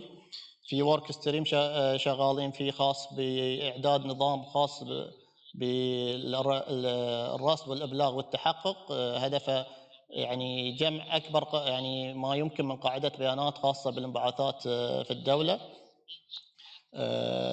كذلك الحين حاليا احنا شغالين مع معهد ميتسوبيشي للأبحاث في مشروع خاص بتقييم أو وإيجاد فرص لتداول الكربون يعني في قطر في المرحلة الأولى. في المرحلة الثانية نهدف إلى أن شوي نطلع برا. يعني يمكن هذه أبرز المجالات يعني في التعاون مع المعاهد. Thank you, Mr. Al-Marwani. And taking a look here at another question, we've got several, Dr. Jenny, you inspired a number of questions regarding the brine and sort of what we do with that. And so if you could talk about, is it necessary to release it back into the ocean? What are the various forms of treatment that you mentioned that we can do? Are there innovative ways that people are looking at using that brine rather than merely releasing it? Yeah, so you're correct. There's a huge amount of potential in brine. So the limitation at the moment for the standard desalination technologies is that they can achieve what's called a recovery ratio of about 50%. So they can recover about 50% of fresh water from the seawater, and the rest has to be discharged as brine. And that's really the kind of limitation at present of the off-the-shelf technologies. So there's now a growing body of research which has led to commercialization of these more emerging technologies in terms of squeezing the brine, what's called brine squeezing, trying to recover up to 80–90% of the water. The issue is that that requires more and more energy. So if you want to not send any brine back to the sea and recover all of the water from it, what you end up with is a highly energy intensive process going the whole way towards, for example, crystallization. So it requires energy for evaporation, for example. An alternative is to put the brine to the land, but this is obviously very environmentally damaging. You'll have large sand or salt flats where you have natural evaporation. So that doesn't require any energy, but it's not very good environmentally. So the international community is looking more and more towards new technologies to try and recover more water from the brine, more salt from the brine, and then other valuable elements. So for example, some of the potentially feasible metals and salts that can be recovered from that brine might include lithium, that might include boron for this region. We have quite high boron levels. But the kind of way to do that, it has to be driven by regulatory drivers. So at present, there is not a regulatory driver to put the investment into infrastructure and development and technology implementation to try to recover more and more from that brine. But that is something that the international research community is looking at very carefully. And I know you mentioned, international collaboration is key, and I think academia and research institutes are, this is something that has always been a facet of research in academia. It's been collaborating internationally. So for example, we look to other research institutes around the world and trying to benchmark what's the best practice, where can we go in terms of technology and implementation and development. For example, we're in the process of signing an agreement with the Saudi Saline Water Conversion Corporation. We have an agreement with Kuwait Institute for Science and Technology. Later on this week, QEERI have a joint webinar with the Institute of Technology in Monterrey in Mexico, because so many of these arid regions are coming up with the same kind of issues, and brine is one of them. It's a really, really critical issue worldwide, and it's something that will be solved by co-development of technologies and implementation going forward. But as I said, it is something that's very much to the forefront now for Qatar and potentially minimizing the brine discharge. So we're looking at learning from industry, for example. So obviously Qatar, as has been mentioned, we're an oil and gas country, and there are specific issues in terms of water management that are specific to industry. And industry in this country have gone the whole way to zero liquid discharge. So they have treated the water, the salty water, to such an extent that they're not discharging anything into the ocean. They're recovering everything. Yes, it is energy intensive, but there are a lot of lessons that we can learn from that can then be expanded to the municipal sector. So we look at technologies like electrodialysis. We look at technologies like hybrid thermal membrane technologies that can look at squeezing more and more from these brine streams. So that's definitely the focus going forward. But it's a great question. Yeah, absolutely. And with both of these last two comments that we've had, we see that Qatar's journey is very much tied up with the journey of partners in the region, whether we're talking about private or governmental, and that the sharing, the two-way sharing that happens is really critical. Dr. Dima, talking again about farming and the importance of water for agriculture and such, we have a question. Is there any water collection cisterns or reservoirs to, ways of creating that to be used later? And I think about this, where I grew up in the western part of the United States, of course, rainwater capture, particularly for agriculture, is an important element. So we'd love to hear more of your thoughts on that here in Qatar. Yeah, I'm glad that person asked that question because I wanted to bring that up. So that was the opportunity. Qatar is actually very active. It has a lot of initiatives in terms of recharging the aquifers. So there's a realization that the groundwater wells should not be left as is. Initially they wanted to, but then there have been several initiatives in Qatar by Ashghal, by Kahramaa, in terms of, number one, surface groundwater, taking that from the surface in the urban areas. So there's surface groundwater in the urban areas where sometimes when there's infrastructure, where there's drilling, sometimes water would come up in the urban areas, and that was something that they would try to extract and preserve for later. There's also treated sewage effluent that they plan on reusing. So basically using those to inject in the wells. So treated sewage effluent, or TSE, is one non-conventional water resource that they're planning on using. There are seasonal variations in this. It is high in demand in the summer, and thus there's this low in supply, and then in the winter time, it is high in supply. So they take the excess of TSE, and there's an initiative of injecting them into the wells. And in that sense, there would be, in the wells, there would be this buffer zone that would happen. And basically, it's kind of indirect potable reuse, where you leave it there for a while and then reuse it later on for farming. There's also the rainwater harvesting. We all witnessed the floods several weeks ago. The residents of Qatar. I myself was stuck in the flood, and the whole time, the water levels were almost waist deep, and the whole time I was looking, I'm like, what a waste of water. We could use this, but the country's also building infrastructure in terms of harvesting this water. This needs a lot of time and investment. In order to do something very well, you need to give it time. It has to be done perfectly well in order for it to be to withstand the climate change and change in weather in the future. So, yeah.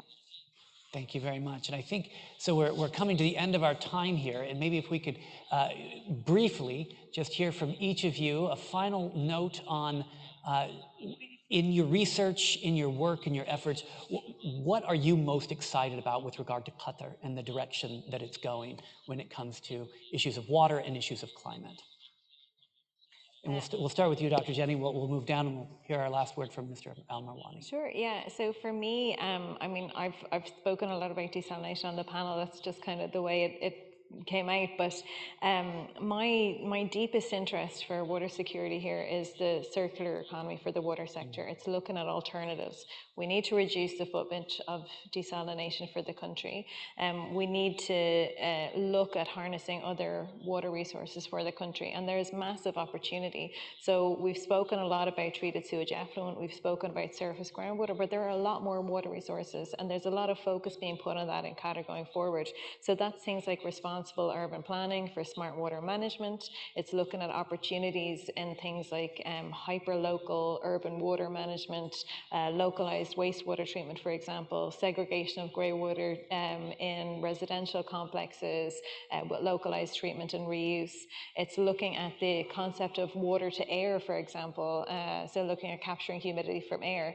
This is great international interest, but this is something Qatar is doing on a huge scale already in our building air handling units. So every large building that has air conditioning is actually capturing water from the air in the condensation that the air handling units take.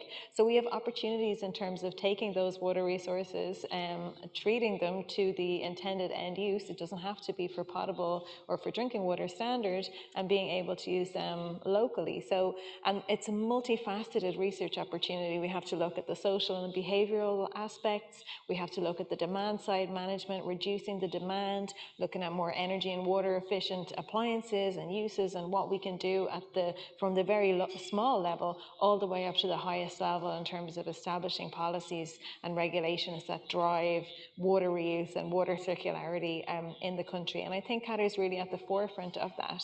And it has been driven that way, as was pointed out by Malcolm earlier. You know, it's an urgent necessity, you know, and Qatar has proven that it is exceptionally good at that. You know, when we looked at the blockade in 2017 and what Qatar did to respond to that, it was phenomenal.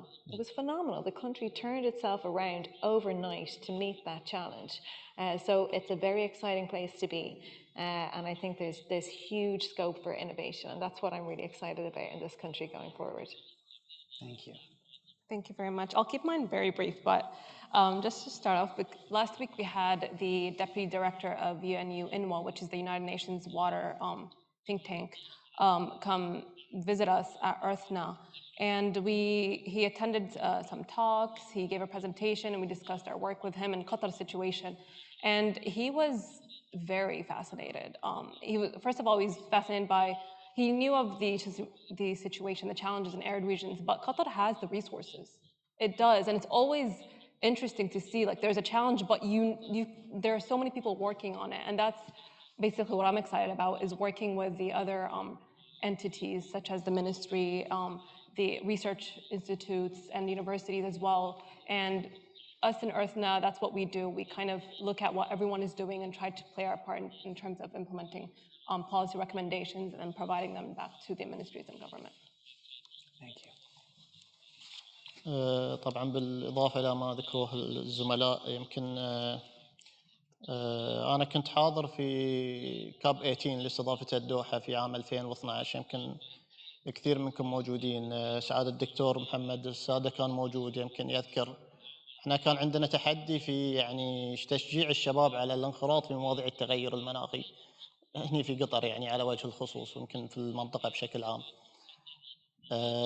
عقب حوالي 11 سنة الحين، إذا أقارن وين كنا وين صرنا، يعني قطعنا شوط كبير الحمد لله. المؤسسات البحثية، الشباب، طلاب الجامعات اللي يعني صار عندهم اهتمام بموضوع التغير المناخي عدد كبير، وهاي شيء إيجابي صراحة.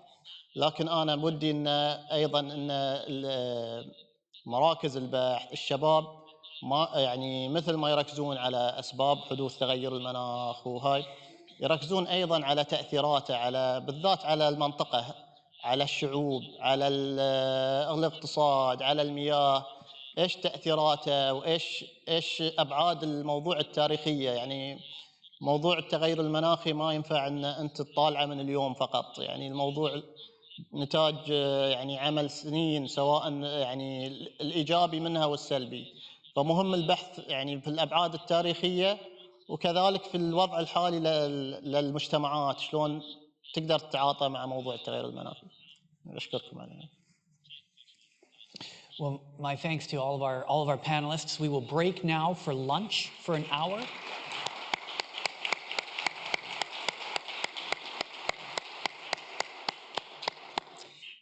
We will take an hour for lunch. The sessions post-lunch will be held upstairs. Thank you, everybody.